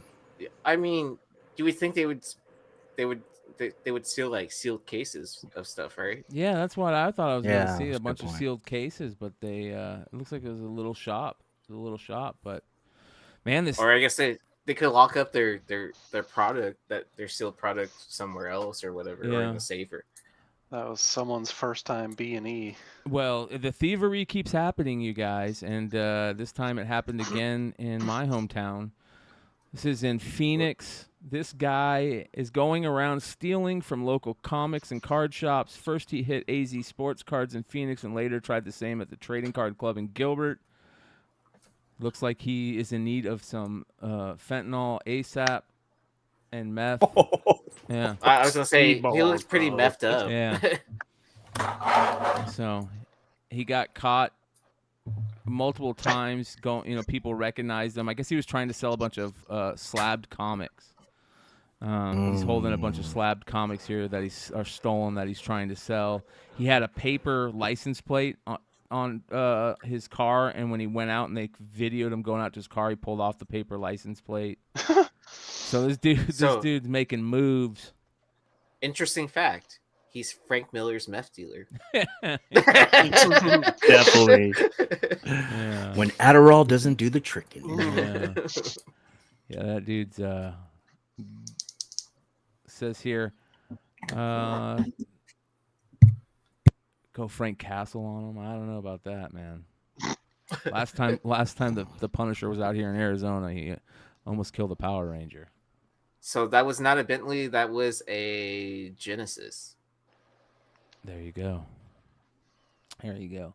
And that, you ladies and gentlemen, is Comic Book Drama Alert. Unless there's anything else that you guys have. Yeah, Chad Cave says fucking car is stolen. Yeah, for sure, dude. But that being said, ladies and gentlemen, thank you for being a live studio audience during Comic Drama. Yeah. James, how you doing, brother? You're muted. He's on mute. I am on mute. I'm doing good. How are you guys? Chilling. Good, brother. Chilling. Good to see you. Yeah. Good. Did you hear about the Superfractor story? One of our community members pulled a Superfractor out of Bowman Hobby the other night, and it's Boston Red Sox first 101, dude.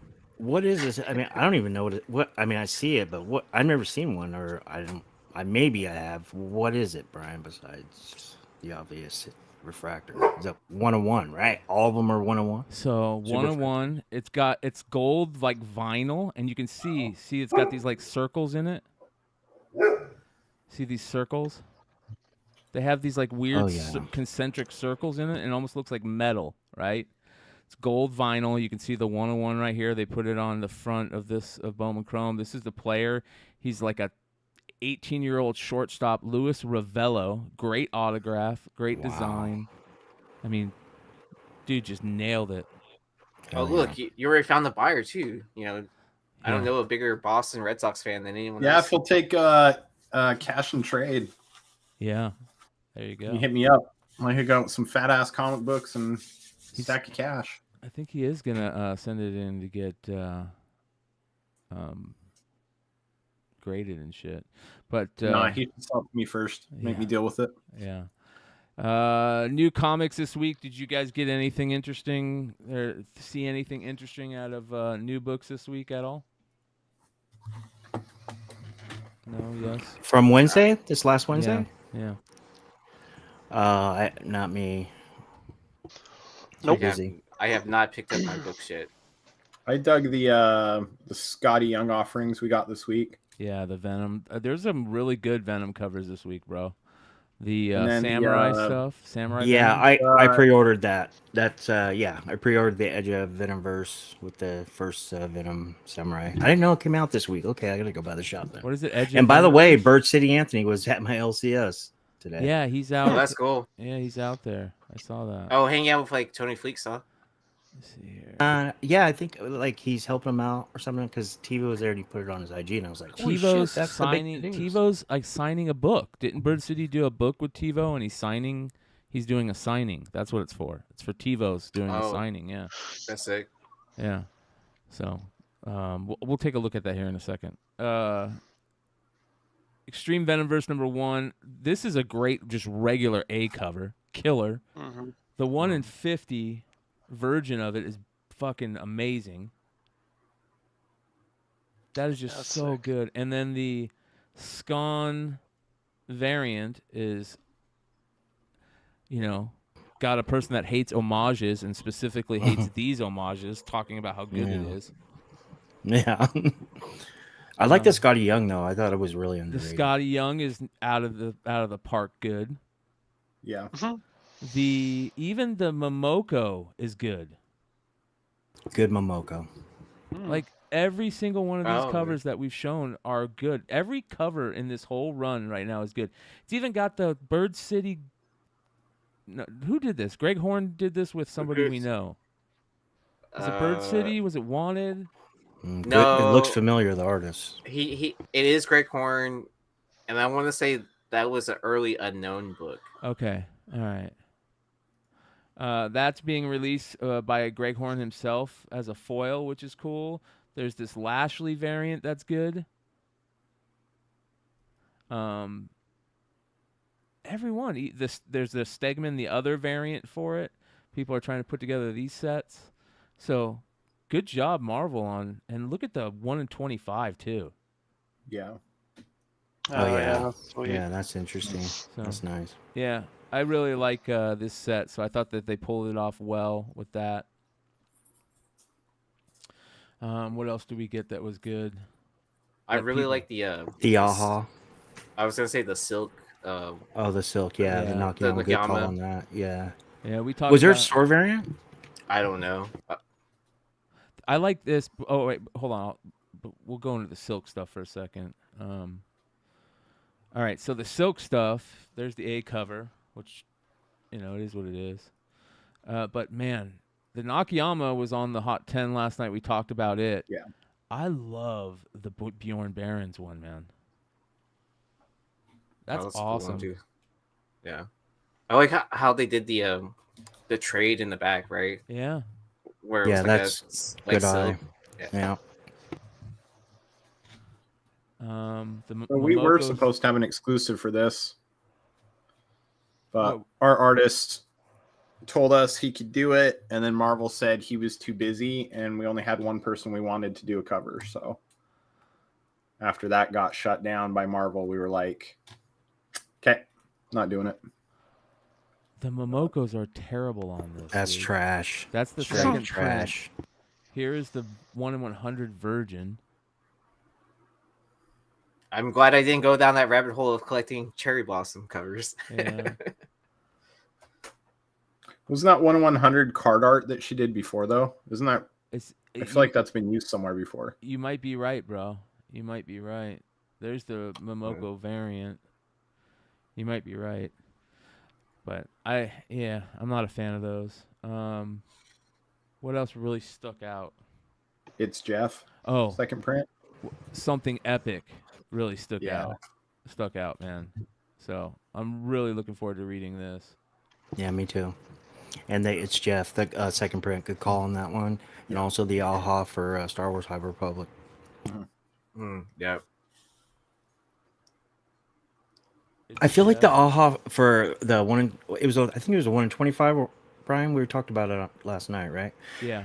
I feel like that's like a con book. That's kind of why it blew up, because it, like Brian was saying, it just seemed like it was like missing something. It just seemed like too much space. But he made a good point last night on the Hot 10 where he said it'd be a really good con book during it's con season. So. Well, and then there's tons of Star Wars people showing up at different cons, or especially the mid-sized to big cons. I love this. So a lot of people are talking about the DeCall Rogue book, and I think it's garbage. I think the DeCall. Oh, I like it. Do you like this? Yeah, I like the Virgin one where it doesn't have the trade on top of it. Me too. I think Rogue looks terrible, and Gambit's face looks weird. Too pink. But this, holy shit, is that good? Oh yeah. Is that open to order or store? Yeah, this is the main cover. That should have been the variant. The Ivan Tao it's Ivan Tao. It's not, it's not amazing. It's not bad at all. But yeah, man, I'm not into the DeCall book. Not into that at all. Where's Long Short? Yeah, right. Well, that's got to be like the first DeCall like misstep. You know what I mean? In a long time. Yeah, like he was killing it with all those DC covers, like the Catwoman or Catwoman cover. I like some of the Wonder, because it wasn't Wonder Woman. It's called what, Wonder Girl, right? Whoever Yara for is. Yeah, 800 Wonder Woman 800. Yeah, and he was doing those Epshot regular covers. I like those a lot too. Plus, it's small, tiny print run. Yeah. Trinity, what's her name? Trinity, Wonder Woman's daughter, something like that. It's gonna be Trinity or something like that. All right. Speaking of new comics, let's talk about FOC books. Let's go do our weekly check-in on Lefteros on IG before we head over to Billy's Economic and Comics page. FOC selections for the week of May 14th. You've got your foil variant. I'm glad they're using a green foil background. That's smart. I think that's a cash grab. Yeah, it's cash second, grab. you guys. Keep talking. Yeah, this was definitely a cash grab. Like, how could it not be?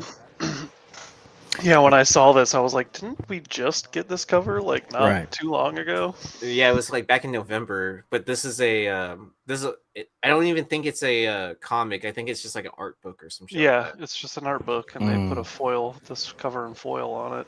No doubt, it's good. It's good. It's But they should have just left that cover alone, right? Mm-hmm. Like they shouldn't have. I mean, it's cool that they're giving a foil treatment, I guess. But I feel like they should have saved the green foil treatment for like a Swamp Thing cover, right? That's a good idea, actually. Yeah, I mean, I think you use it both, but they needed something to the red is really. Oh, it's a counter that. Yeah. I mean, I get that now. That this is like that Christmas themed or whatever. And the Joker's notorious for all his green poisons. Perfect timing, Chad, with the $10 super chat. He said, "Get the wife a cool comic book for Mother's Day. She's not a collector. Wish me luck." I'm getting ready to send out your books, Chad, but you need to hit me up and tell me something that I could throw in there for the wifey. We appreciate you, brother. Hey guys, I gotta get going. I don't mean to interrupt you. I apologize. Love you all. Richie. All right, Richie. Have a great weekend. Brian, I'll talk to you next week, and then I'll see you guys. All right, sounds good, brother. Make sure you guys go sub up on Richie's newly named channel, Spec Media. You can find the links below. All right. Next, Static Team Up announcing and another one. 10 more in case I don't make it. First appearance and cover of Anansi in comic books. So that's pretty cool. I'm pretty sure I've seen Nazis in comics books before. Yeah, no. I'm just joking. This is a character who originated in the Static Shock animated series. So, and you guys know how those books play out. Look at those Teen Titan Go books with Red X, right? Those are big books. So this might be a nice little pickup play. Grab a couple. Next, Something Epic #1. This is the second print cover A. So that's pretty cool. Simon Kudranski's doing all the covers for it, which I like. I think that's really cool. Story and art, by the way. So be on the lookout for that. This Raza Black Panther #1 is gorgeous. Absolutely beautiful. First appearance of a character called Biesa, too. This is a no-brainer. This is the pickup. Doctor Strange #4. Beautiful Alex Ross cover right there. Love the weird brain stem Doctor Strange thing that's going on right here. That's pretty trippy. But this may be an introduction of a new monster that destroys and consumes magic, supposedly. So be on the lookout for that. And then Extreme Venomverse #3, a really, really creepy Ken Lashley variant right here.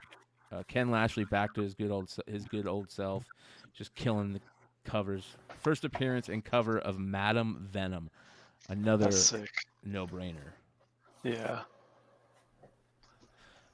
And then we've got everybody's favorite book and character, Spider-Boy, Spider-Man #8, the second print, yada yada yada. And finally, Spider-Man 2099 Dark Genesis #1, second print, First Carnage 2099. I also like that cover. Yeah. I'm not surprised with some of those, that's for sure. And then finally, a quick check-in on Economics and Comics. Make sure you guys go check it out. economicsandcomics.com/collections/pre-order bundles. He does some cool FOC.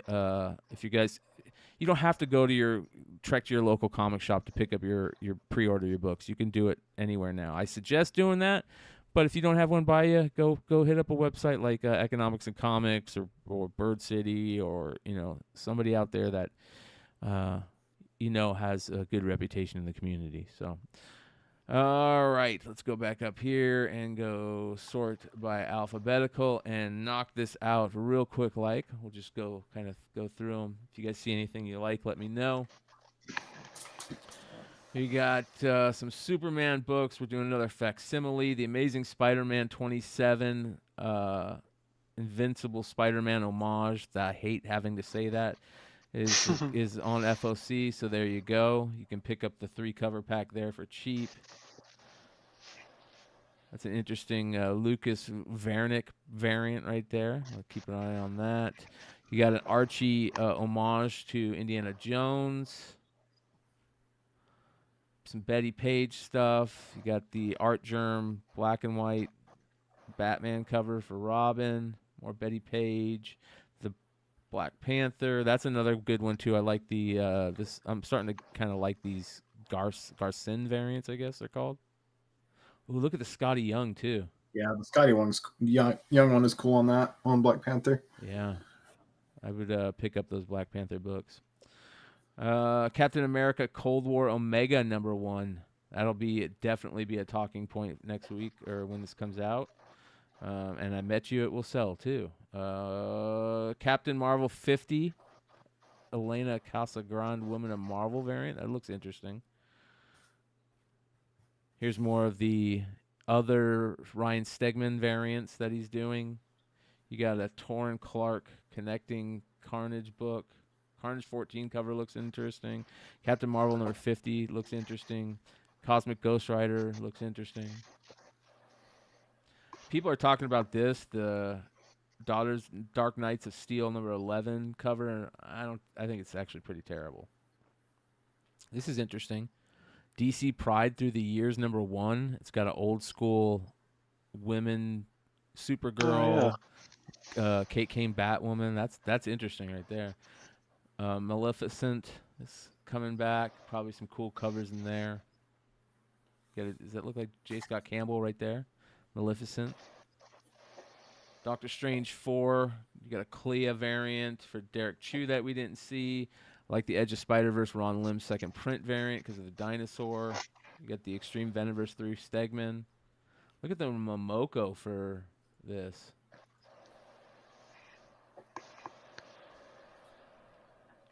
Look at that. That's creepy. It's not. I like good. the emojis he put under the title. Yeah. Yeah. Did you see that? Yeah. The sick. All right, let's see here. All right. We've got, that's an interesting one, Extreme Venomverse, that cover right there. The Bomb, Fearless Dawn of the Bomb, Steve Mannon variant. Steve Mannon is low-key one of the better artists out right now. Not low-key, he just is. Go check out his eBay site. He puts up original art on his eBay site and goes really cheap. But he's a great freaking artist, man. I suggest any retailers, hint, hit him up. Continue on. What do we got?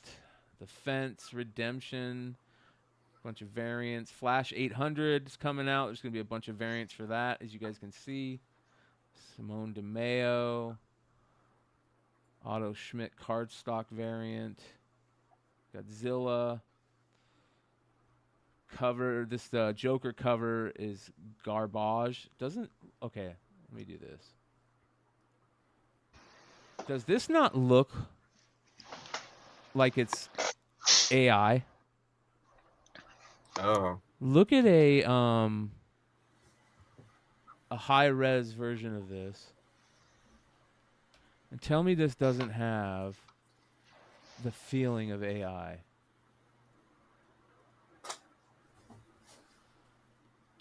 I can see it. Who did this cover? Bermejo.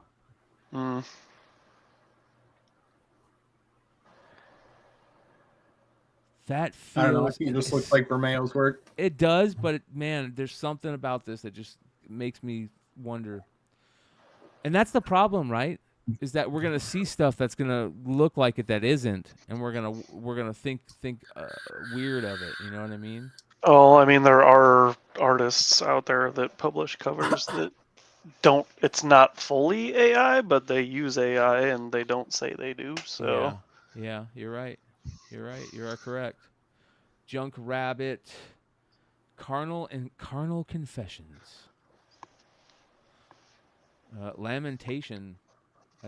Isn't that a Conan word? Liquid Kill.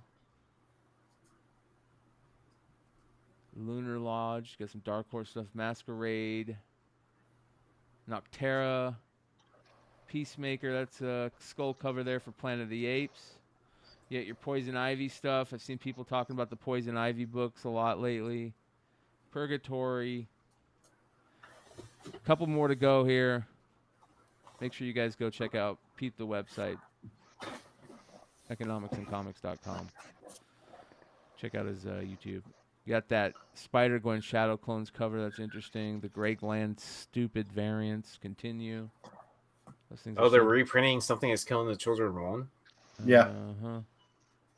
Is it like the 9th print then? Or is it just like a... No, I think it's like a prestige one. They're going to have like, from my understanding, I think they've got like extra pages and shit. Like a director's cut? Pen and ink. Something similar to that. No color. Meh. Look at the Spider-Man India. That's kind of cool. That's kind of cool. Yeah. Nice take on the window blind covers. Oh, yeah, I like that. Yeah. That's a cool cover right there. Ooh, a second print, Star Wars 34. Yeah. Yeah, you got a poker table. And I think that is about it, you guys. You got steel. Couple steel covers. You got the Ronin stuff. More Venom. Wolverine, that's a cool cover for some reason. Great skull cover. That's a cool Dude, this X-23 cover is really cool. Deadly Genesis 4. And that is it, including You've Been Canceled. That is FOC this week. While James is here, I want to talk about this. Did you guys see this? Frank Kozik passed away.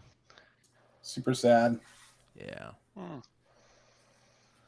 Says here, we are devastated to inform you that Frank Kozik passed away unexpectedly this Saturday. Frank was a man larger than himself, an icon in each of the genres he worked in. He dramatically changed every industry he was a part of. He was a creative force of nature. We are so beyond lucky and honored to have been part of his journey, and he will be missed beyond what words could ever express. He loved his wife, his cats, classic muscle cars, mentoring others, and Disneyland. His forceful presence will be missed by all who knew him. His legacy, like all great masters, will live on through his art and our memories of him. He'll have a memorial coming soon. With now, we ask you, please respect our privacy during this trying time with love, Sharon and the cats.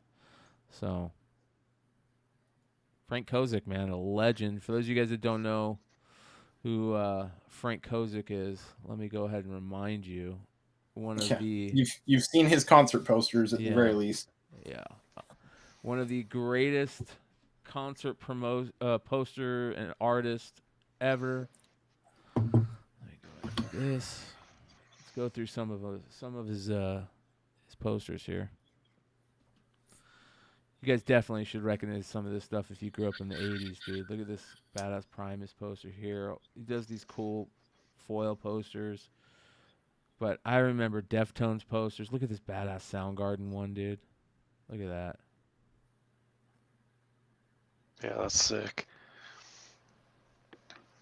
And he was on eBay back in the day. I remember when it first got onto eBay buying these. And they're limited. He only made so many of them. Worked with a lot of cool bands, Blink-182. So that Primus one, he did a vinyl collectible of those. I actually have one in the lobby of my tattoo shop. They're pretty cool. They've done a few versions of them. But they did one where the hands were all tatted up, so I ended up buying that one. Yeah, that's sick. That's a good one. 311, I remember this. 1995 with Korn. Wow, man. He did a lot of stuff for the bands I love, dude. I remember this old Hammerbox one with the Devil, Richard Nixon, Guar. Here's some of his vinyl toy stuff that he was big into.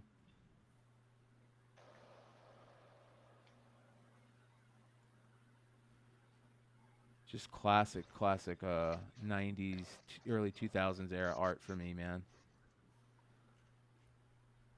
If anybody out there has any cool Frank Kozik pieces, I'd love to know. He's one of the guys I never picked anything up from.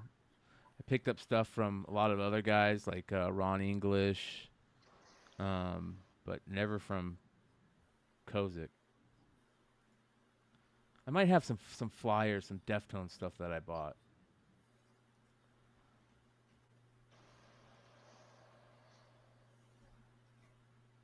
Yeah, really bright colors. Stuff really stuck out.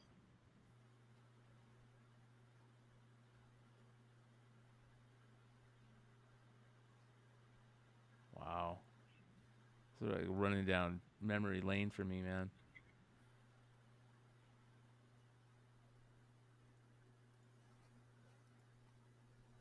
That's sick. Altamont.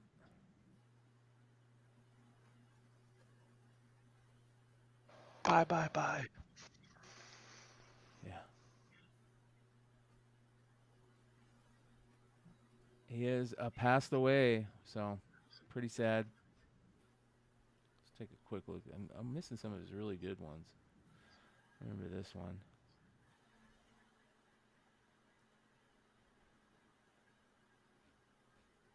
I wonder if he did any magazine work. If there's any big Kozik fans out there, let's figure out a place to put him on the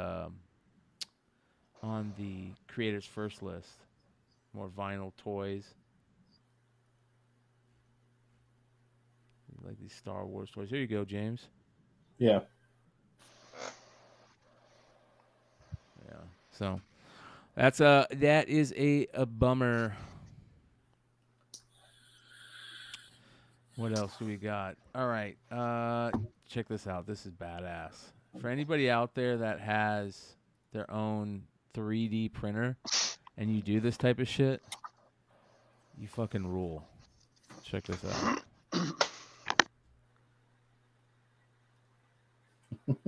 Well, hello there again. Got a big update for my 3D printed wearable MODOK helmet. Now, you remember I was working on a V2 that added these cavities for the magnets, and I sent that off to my Bamboo Labs X1 Carbon, which printed it out very fast and very accurate. In particular, I want you to check out the holes for the magnets. These fit in perfectly. This is just skill. I'm so proud. I also printed out the arms and legs, and here it is all together, all magneted up and ready to be tested. Now, I want you all to wait for the click on this because it's super satisfying. Oh, and the fit is fantastic. So now it's on to finishing it and painting it. Now, if you want to print your own... How badass is that? And he puts the the programming stuff up. So if anybody wants to go print one of these for me, you can. And yourself, I imagine, but I'll take one too. How cool would that be to have one of these, bro? Be your own little MODOK. Yeah. Makes me think of the one Saw movie where the chick had the thing on her head. Like, I'm gonna print it off and put it on, and then it's gonna kill me. I bet you they have one of those, bro, that you can make. I wonder how many people are gonna cosplay this now. I think this is genius, bro. This is such a cool idea right here, bro. Bro. I do enjoy the little arms and legs. Yeah. See, we even say bro even if she's not here. I love that. That shit cracks me up. All right, let's get into IG art time. I want to do this, but I don't know if it's a good idea. I want to get artists to draw and paint really good art on dollar bills like this and just put them back out into the circulation. And put like a little hashtag on there and see if people start, like whenever they get them, they'll take a picture and put it on like a hashtag and we can start following it. You know what I mean? Just like really good artists, like get Scotty Young to do one, you know, get just a quick little badass paint print on this on a dollar bill, but I think you can get in trouble, right? If it lands in a bank or something like that, they'll take it out of circulation because it's Yeah, they marked would on. probably just destroy it. But what was that one website like? Where's My George? Yeah, Where's My George? Yeah. Mm-hmm. Where you could track like where your dollar bills been and stuff like that. Yeah. Yeah. Oh, get it graded. They grade money. That is a good point. But you do it on ones because how many ones end up back in the banks? Oh, that's true. Well, I mean, do you would be funny like to tip it at a strip club or something like that? See where it ends up. It would be funny just to follow it like Where's My George, but with pictures. You know what I mean? Have people take pictures with them wherever they show up in the world, and it's got cool art on it. You know, people will keep them if they like them. That type. Well, of here's thing. the website. Where's My George art? Yeah. No, it needs to be Where's My Beyond Wednesdays art. Oh yeah, yeah. Follow My Money Beyond Wednesdays style, something like that. Fuck giving it to Where's My George. You could get money. They would probably try to buy the website from you. Yeah. This is Claire Salvo did this. Princess Leia. That's dope. I like that. It's good, dude. For how small it is. I would get that done to a dollar bill. Yeah. Well, I mean, don't people get collect celebrity autographs on like dollar bills and stuff like that? Like you can go to certain bars where hey, if a famous person like tips $1 or whatever, then they have them sign it and they post it on the bar wall or whatever. Yeah. Yeah, they do collect crazy weird things like that. Everybody kind of collects them, and people collect dollar bills with like weird numbers on them, like that they can win in poker. Have you ever played dollar bill poker? Mm-hmm. Where you use like the numbers on the serial number, and if you got 3 of a kind, you know what I mean, or 4 of a kind, or that sounds fun. Yeah. Oh, so you would win the pot, like whoever has the best. You each pull out a $5 bill and you play poker based on the serial number you got. Nice. Yeah. Yeah, that's actually kind of cool. It's fun. I would try to find one with like 4 A's on it. So you find ones that are good and you keep those as what do they call that? That's a ringer. You keep those. That's you're pulling in a ringer right there. Or like where it's the bill under your sleeve, right? Yeah, yeah. Well, so people collect those, but they also collect business cards. How about an Ari Gold signed business card? PSA. Look how cool that looks, dude. That's kind of cool. Yeah. So, you guys know we talked about collecting business cards a few shows back. And I was watching that show.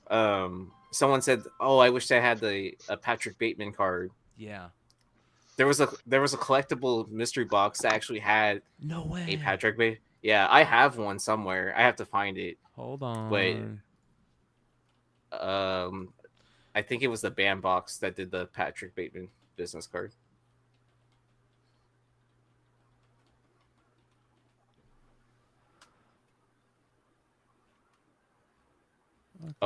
It's Bateman. What did I put? Bateman. Oh, American Psycho, Christian Bale, Patrick Bateman signed business card. That's fucking cool, dude. So the one I have isn't signed, but I definitely own. And it even has that, the watermark and the bone color. That's so cool, bro. That's a great. Dude, I want this poster or whatever this is. I just need to get like one of those business card holders. Yeah. Yeah. Oh, so do you know what they use to make the sound of the opening of the business card holders? So it's a sword being sheathed and unsheathed. Oh, that's cool. Yeah.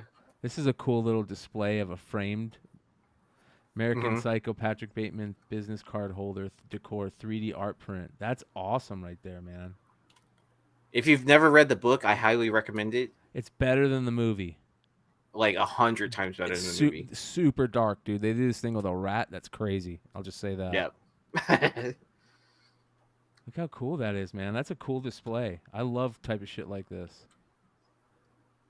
It's 3D. Pops out. It's very, very cool. Let's see what else this guy's got. He's got anything 1,000 cool. sit-ups. I can do 1,000 sit-ups now.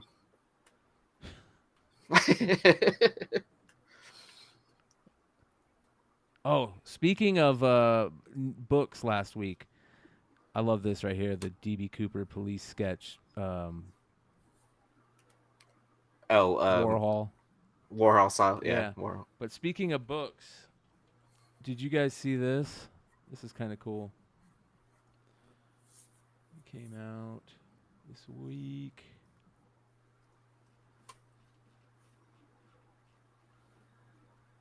It was right next to right here. That's a badass cover right there. With the fucking Warhol Jesus in the background. Oh, nice. Yeah. That's super cool. And then this is the cover B. Oh, where's like a stained glass? Yeah. Yeah, I love that. That's dope. All right, next. This guy's name's Johan Auberg, and he's badass, and he should be a cover artist. He might already be. Look at that great Catwoman. But check this shit out. Surprised I haven't gotten work for Deceased. Dude, this dude's badass. Hold on here. Look at this Casey Jones. Oh, shit. Or even like TMNT Armageddon, right? Yeah. This is Casey Jones that he did right here. Look at that. Oh, that's badass. Yeah. That's I wonder sick. if he has a tattoo, if they have a tattoo background. Yeah, this almost looks like Flash type art.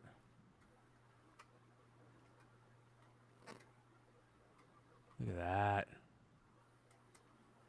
That's dope. Oh, the Spawn too.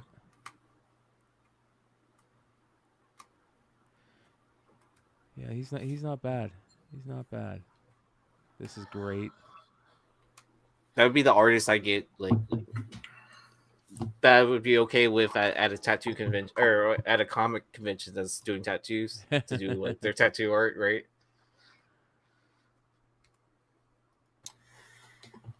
Yeah, I like this guy. Go check him out. Johan Auberg.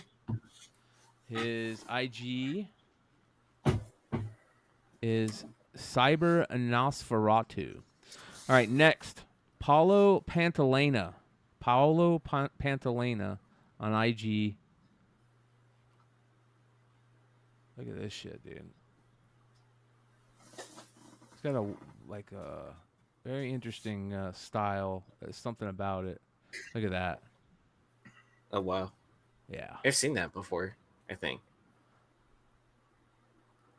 Was that a cover for... Oh, look at the little Spider-Man dolls, dude.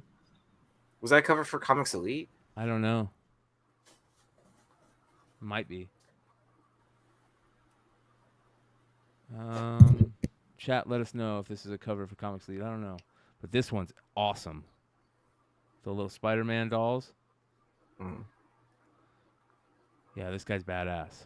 Look at that. Look at that Padme. That's great. Is that Padme? All right. That's Padme. It looks like her. Badass Damien. Or at least Natalie Portman. Yeah.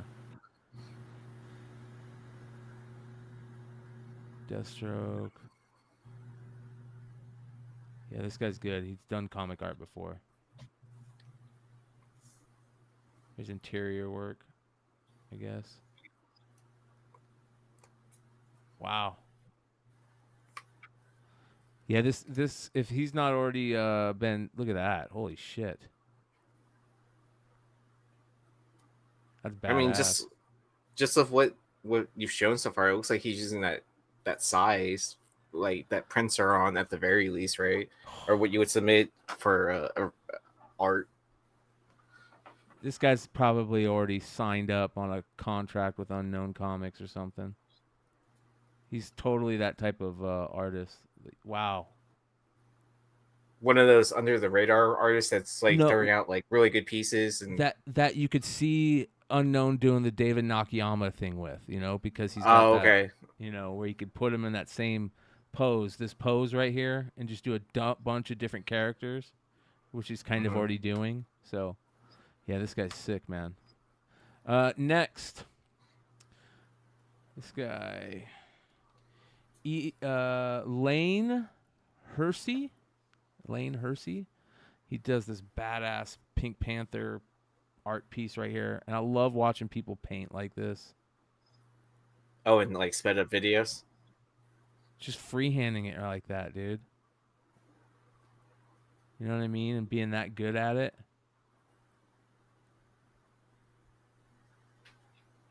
Yeah, that's badass. Right? Look at some of this guy's art, man. This guy does some really, really cool pieces. It's like that biker style of art. Yeah. Yeah, this is funny. On a mirror. He does like window work. You could tell he's really good at it. Probably does like window work on look at that, dude. Oh. That's sick. See, this is you could tell that either I'm super stoned going through Instagram and tagging these for IG art. You know what I mean? Like just watching these badass pieces. Look how beautiful that is. And watching it being made is even better. Let's see what else he's got. That's a badass black cat. I hate that you can't fast forward stuff on IG. Yeah. Or if you miss a part that you're trying to find. Yeah. And then you just have to wait for the second loop back or whatever. Yeah, this guy's badass. Badass mushrooms. Yeah, that's a cool thing to get a piece for behind you like this. That's smart.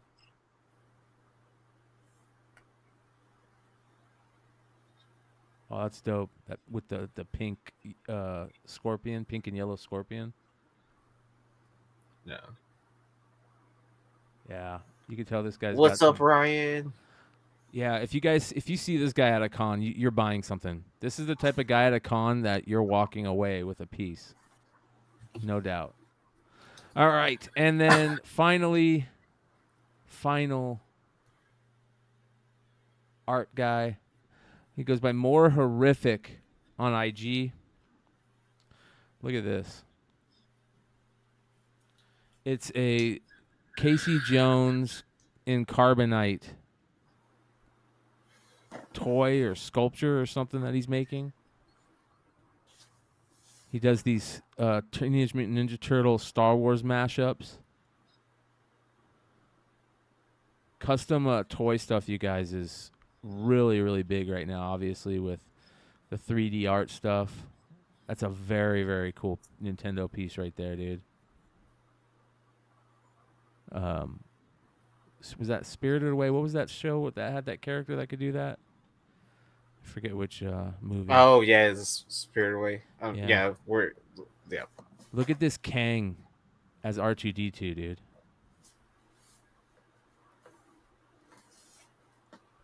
Like, this guy's all over. This guy is all over making money for some toy companies if they wanted to do this. Aliens. Oh, that's cool. Yeah. With the little Chicken McNugget. Remember for these little Chicken McNugget toys at McDonald's? Yeah. Oh, the Jack in the Box antenna. Look at that. Holy shit. That's cool. And then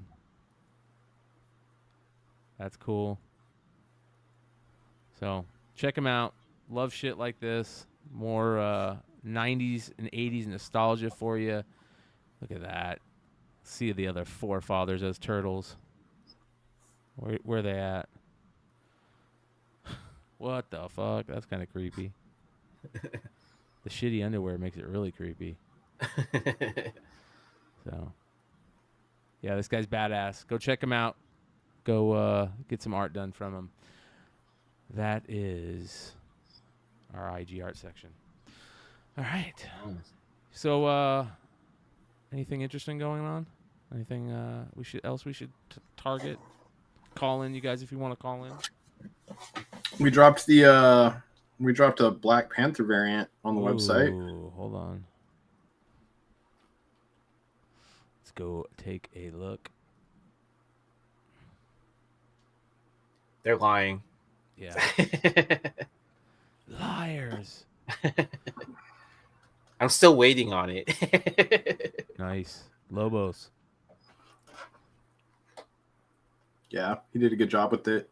We had to go back and forth on colors quite a few times because Marvel doesn't let the cover artists do their own colors for some reason. So we liked what he had done with it, but they made us go back and forth. And do you have the original? But this is I don't know if I have it or not. I know we'd seen it, but I don't know if we have it. You know what we should do with the original though? Make prints. Yeah. Well, yeah, he probably will.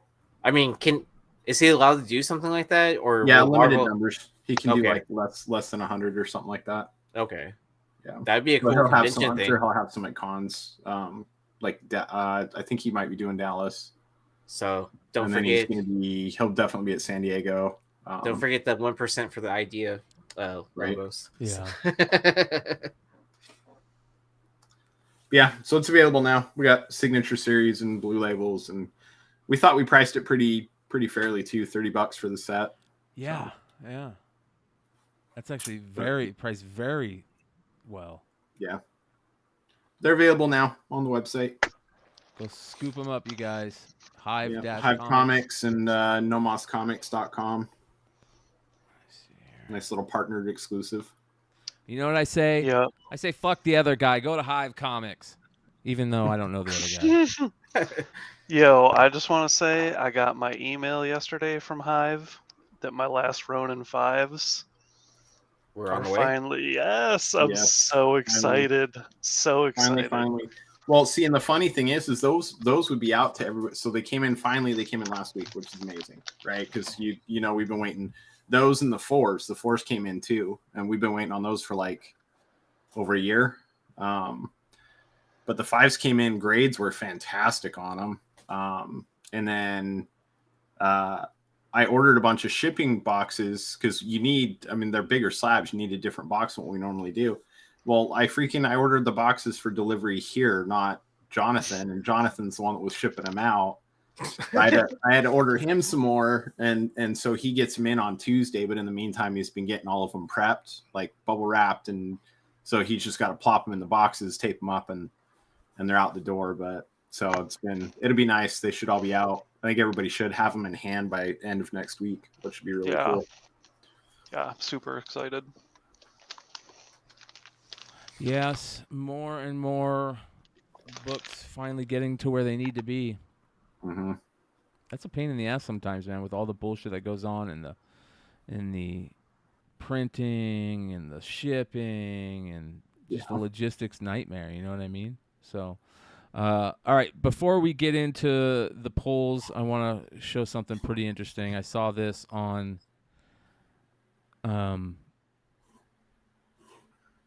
Seablez's page. Check this out. He says, one of my best pulls ever. Okay. Oh, I saw this. I thought of you too when I saw this. Throwback to 2018.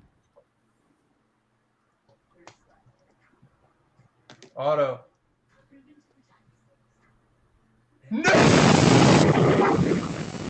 Sound. Holy shit. That was loud. Oh, yeah. No, and it doesn't get any better for like 20 seconds. Yeah, so he's going crazy. He pulled a numbered 250 Shohei Ohtani gold auto, numbered 26 of 50, right? He did that in 2018. Looks like it's a pretty cool pack pull, right? Did it for a group break. Said, throwback to 2018 when Blez Sports Cards Ohtani got a lot of people back into the hobby because of the high prices his signal sold for, even at the time when the market was a lot different. Congrats if you held onto his card since the product release, right? Really, really cool stuff. Check this out. Looks kind of familiar. How much did Vinny sell his for?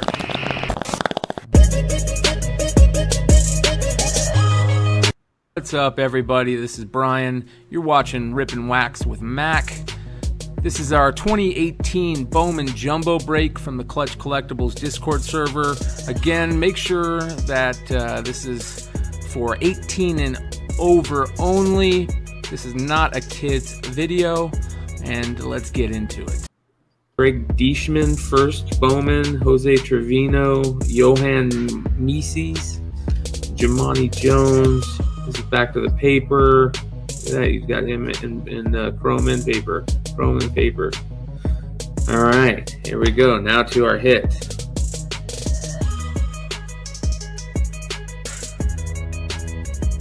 All right, it's a Philly. No, oh wow. You guys know who that is? Yeah, you guys know who that is. This is gonna be a big card here, boys.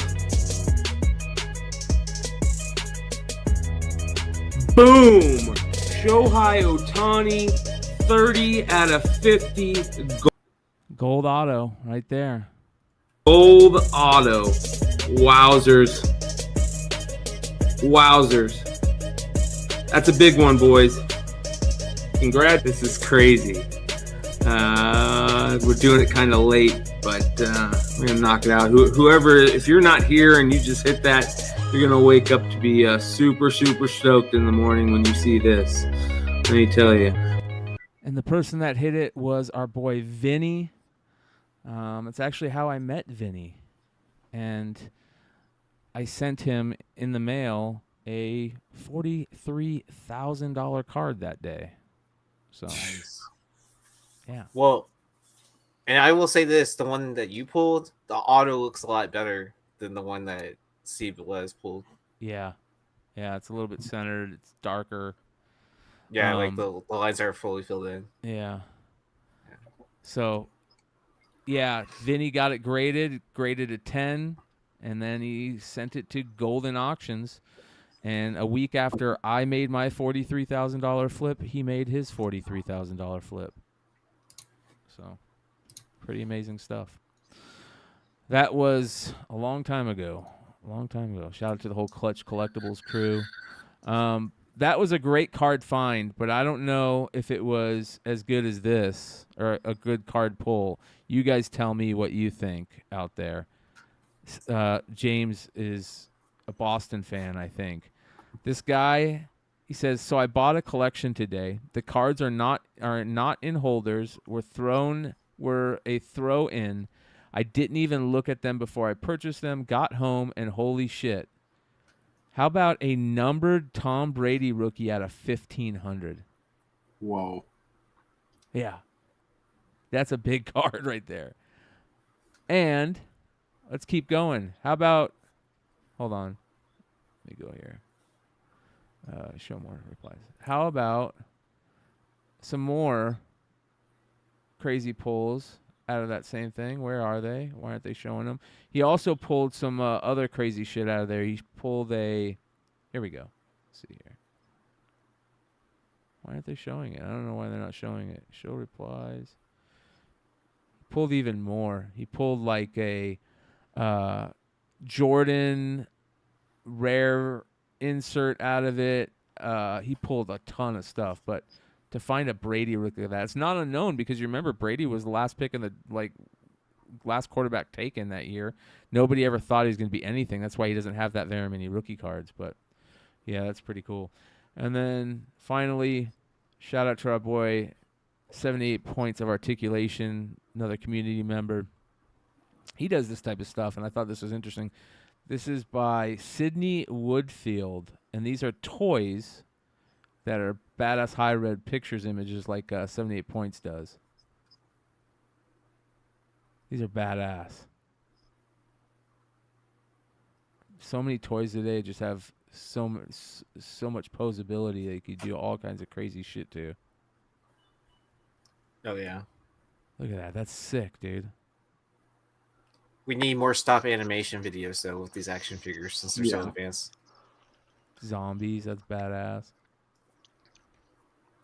Wow, dude. Huh. That's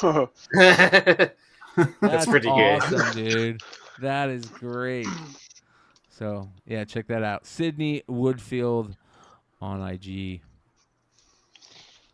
Yada yada. So yada. would you call that his last appearance? Yeah, probably. All right. You guys have any cool pickups this week? I do. Yeah. Right. Let's get into it. Who wants to go first? You? Sure. All right. All right. I'll do cards first because I know everyone doesn't always enjoy that, but they're just smaller and easier. All right. So I opened 2 blaster boxes and a retail box earlier with Josh, but here are some of the hits. Jackson Churrillo, right? Marcelo Mayer. I love these prospect cards, but my favorite inserts so far in these are these like the rookie of the year inserts. This is the Adley Rushman. But I absolutely love these spotlights. They're badass. I was talking to who was like who hit the 1-of-1? Tim. Yeah. So he was saying he only hit like one of these spotlights in there. So this is a Tristan Casas. I hit a Corbin Carroll and a Gunnar Henderson. So it has the rookie symbol.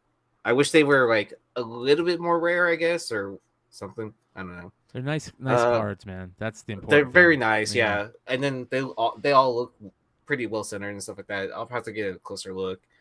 I did hit the out of 125 out of a blaster. So Eric Brown Jr. Ooh, nice, dude. Yeah, so I don't know what this pattern is called. I think it's just like blue pattern or something like that. Out of the retail box, I did hit 2 numbered cards. I hit Alejandro Asuna, the silver refractor. And then I'm guessing this is the lava refractor, right? Yep. So this is out of 299 of the same person. So I did hit an auto, like Bryan said, like on average, right? And it's a Freely Encarnacion, and it's a Boston prospect. Another Boston prospect first shortstop. Yeah. And a shortstop too. Wow. Yeah, he was born in 05. And So- then yeah. Wow, both big hits that we've talked about today are both Boston shortstop autos. Yeah. So the shop I stopped by to pick up the blasters, I always like to look through their singles and stuff like that. I found this single. It's a the Topps Chrome logo refractors. So this is the Wander Franco, and I did not pay sticker price for this PSA 9. So I looked up comps, and then I was like, "What's the best you can do?" And then I was like. And I said something closer to what the more recent sold, and the person said, "Oh, accept it, this is you." I also stopped by a comic shop, and I forgot that Bedrock was doing a 50% off sale, but I was like, "Oh, 50% off sale, so why not pick up more of these art prints?" Beautiful. With the Mona Lisa, right? I thought this one was always funny, the Spawn one. Yeah. How about an Extraordinary X-Men #2 for like $5? I've seen this cover for some reason. No collection can be complete without a pouch book, right? Yeah, Pouch Man, and what was the one Josh had that graded a 9.9? Oh, Tampon. Yeah. Okay. I had never seen this Deadpool cover. So I was like, this looks like a ratio of some sort. I love picking up these Death of Wolverine Greg Horn covers. Yeah. The GameStop variant ones. All right, into the cool books that I found. This Black Widow Prelude IMAX exclusive. Do you remember this cover? Yeah. Yeah, so I got to double check it to see if it's worth grading or not. Blue Green Tony was saying that that 9.6 is sell for a decent chunk of change. I feel like we talked about this on Long Story Short for something. New Avengers 2. Do you remember this one, Josh? No. Okay. But you'll recognize this one. Star Slayer, the log of the Jolly Roger, number 2, for 50% off. So what was the sticker price? It was $30, so I got it for 15. Wow. Yeah, so I was like, for 50% off, that's reasonable enough to pick Those up. sell for that much money, dude. I didn't realize those sell for that much. Which one? 30? I mean, you got it for 15, but I can't believe that sells for $30. Yeah, because it's marked as a near mint copy too. Oh, so nice. It looks pretty good. So I'll have to take it out of the bag and double check. It's in a nice Well, that makes me feel good that those sell for that much, man. That was one of those books you could pick up for quarters at a time at places. Yeah. And then shout out to Tony again. So Phoenix Love Song that. Echo number 3. This is one of the variants. I love how the handprints on the moon. Yep. Right? Yep. Yeah. So I got this for like $2. And then this is the book that got my attention. I got a Miss Marvel number 1 third print for 20% off, and they had it marked at 55, so I got it for like 40 something. Okay. Yeah. And then one more cool item that I did pick up. I mean, who's not going to go Back to the Future with the Sports Almanac? So this is awesome. This is from Universal. This is a prop replica of the How much was it? I don't remember. Can you pick them up still for the same price? Like, is there a bunch of them out there? It's from one of the Universals. It's from Dr. Collector. Wow. So what? Yeah, I want to say it was like $20 to $40, somewhere around there. My brother bought it as a birthday present, but it just now showed up. That's super cool, dude. Oh, nice. Yeah, so it's pretty thick too. So it's like it actually is a replica. I haven't taken it out of the box yet, but yeah. Well, that's awesome. Like, you can feel the cover and it has like that glossy feel to it. But yeah. Oh, actually, it opens. Look at that. Look at that, dude. That's badass. Right? Yeah, that's sweet. I mean, because that Z-Box comic is like what, way too expensive, right? Yeah. Like I was like kind of like, okay, I missed the boat on that one. So what's the next best thing? Oh, a Universal prop replica? Like, I'll take it. Yeah. That's super cool, bro. Yeah. All right. Josh, you want to go next? Yeah, I can go next. I have a few things, so I'll start out with these. I showed these off last night. Yeah, those are awesome. Yeah, these are super cool. So I love Super Mario. The movie did like $1 billion or whatever. So I was just trying to think of like something that's collectible from the movie that you could get, and tickets were like really the only thing. So these are from Thailand, and they were like limited edition tickets that they made. So very cool. Yeah, I picked those up. They look like they have like a almost like a refractor on them or something. Yeah, they're foily. Yeah. It's cool. So I got those. The Pokemon Center had been doing these pearlescent exclusive pops. So I bought 2 Pikachus and I sent them to Aaron and he sent them in for me. Thank you.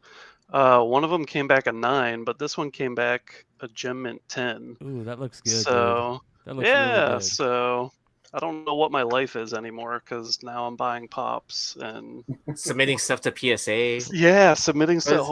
I don't know. I don't know who I am anymore. Like, I forgot. Yeah, I mean, someone made a comment earlier that we don't know anything that's happening currently in Inside Comics. Josh and I say it all the time. We're quitting comics. We're going into cards now full time. Yeah. So it's really weird. So I went to a local video game store, and they had Japanese N64 games. So I got Donkey Kong 64. I got Yoshi's Story. Yeah, Brad dropped a link in the current chat for places to go buy those almanacs if you guys want to see it in the Discord. So.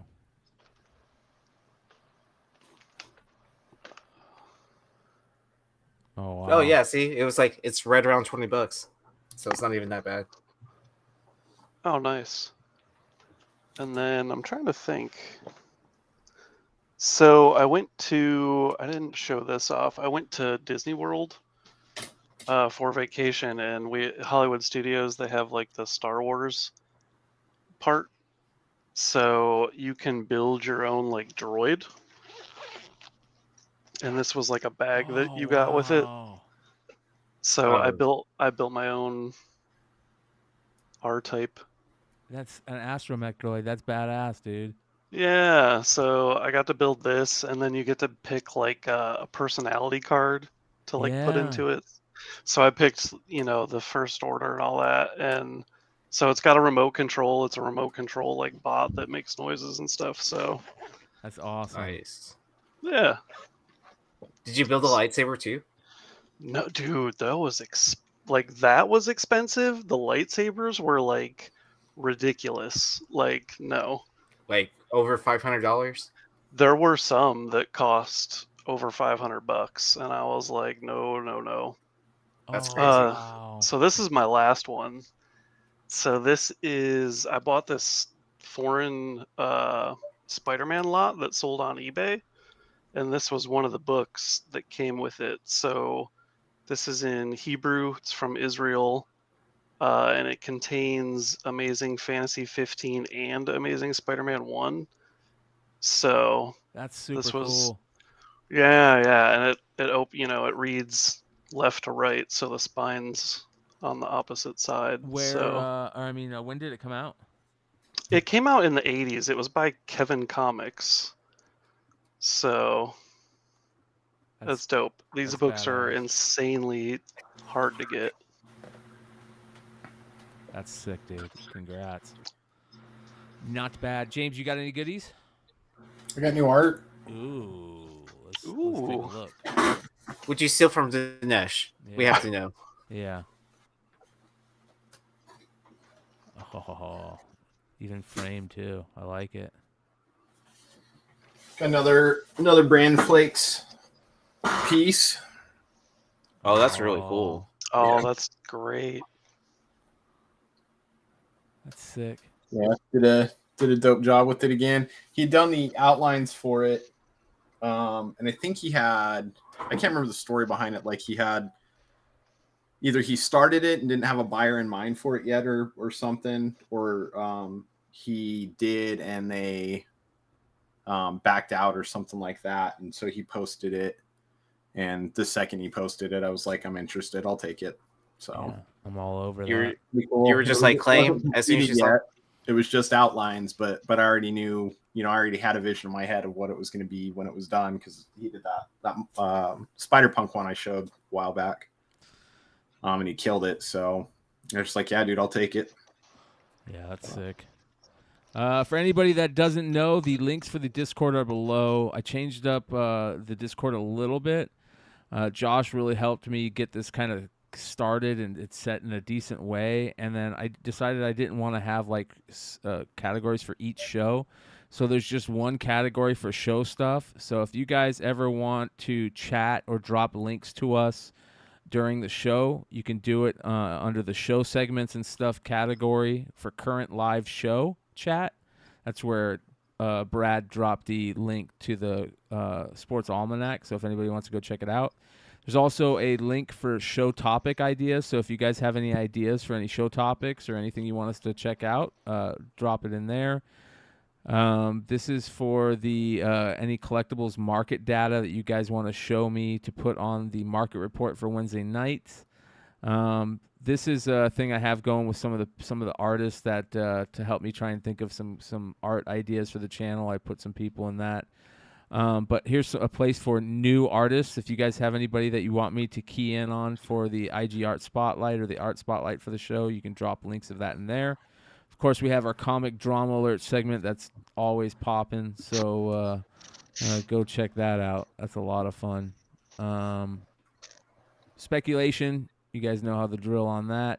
And then if you guys want me to add any cool songs to the Beyond Wednesdays music podcast. Drop suggestions in there, and I'll check them out. And if they're worthy of the playlist, I'll throw them on the playlist. So, but there's also the call-in live section that you guys can always call in live to. Live show call-in. If you guys ever want to give us your opinion on something or act like some jerky boy. We had somebody wanting to sell Pogs the other night, which was great. But you can do that. There's instructions right here under the call-in live for instructions, and then here's the call-in live voice chat. You just set up your camera and your mic. Make sure to disable push to talk because it is the default on there. But other than that, shout out to everybody that's been utilizing the niche comic collecting stuff. We got the decapitated head category that's going right now. So that's pretty badass right there. And then some recent added to Kickstarter only comics. There's the famous Tampon Man. What was the deal with this, bro? Was this just so? It was a Kickstarter. It was done by Silverbacks, and he did Snow White Zombie Apocalypse, I think. He did some covers for that. He did something for Hive too, didn't he? The one where there's a big hole in somebody, and you're seeing a face from the outside of the hole. Wanted or Hive? I can't remember, James. Bryan Silverbacks. Oh, that was us. Yeah. Yeah. So I'm pretty sure he did the cover, and I'm pretty sure he wrote this. And I don't even remember how I found out about it. And I was just like, this is so funny because it's like the battle damage thing going on. So I got that one, which was like the variant, and then the other one, which is gray, was like the day one backer. So I just bought it because it was hilarious, and they both came back 9.9s. So I was like, that's too funny. Yeah, bro. Nice. That's hilarious, man. That is so funny. So yeah, this is the Beyond Wednesdays Discord, you guys. We got all kinds of fun we're doing in there right now. So come hang out. The Creators First list is in there if you want to add to that. Lots of other cool niche comic collecting things. We got the one for die cut covers, Creator First chromium and foil covers, bubblegum covers, bondage covers, alien covers, Mark Jewelers stuff, Psylocke, cool Psylocke covers, and recalled comics, skull covers, all kinds of stuff. Also, if you guys want to talk about comics, there's great comic chat going on and sports card chat, live sales chat, all kinds of stuff. Go check it out, Beyond Wednesdays Discord. It's also where you get the ability to call in live and hang out with us in the after show hangout. Just like there's a call in live section, there's an after show lounge hangout where after the show we're just chilling in there bullshitting before we call it a night. So you guys can come hang out with us in there. That's been a lot of fun the last couple of nights. So excellent stuff. All right, so I don't have any pickups, but I do have a ton of Bowman behind me that I'm going to go through real quick and see if I can hit anything. I'll do that in the after show lounge, of course, if you guys want to come hang out with us. Hopefully you guys enjoyed the earlier show tonight. Usually we're not even halfway done by now. I feel like we've been putting out these 5.5 hour craziness lately. So thank you for hanging out with us. Hit that thumbs up button, and a 3-hour show feels good for the first time in a long time, right? So good stuff. Thanks, guys. We'll see you soon. Adios.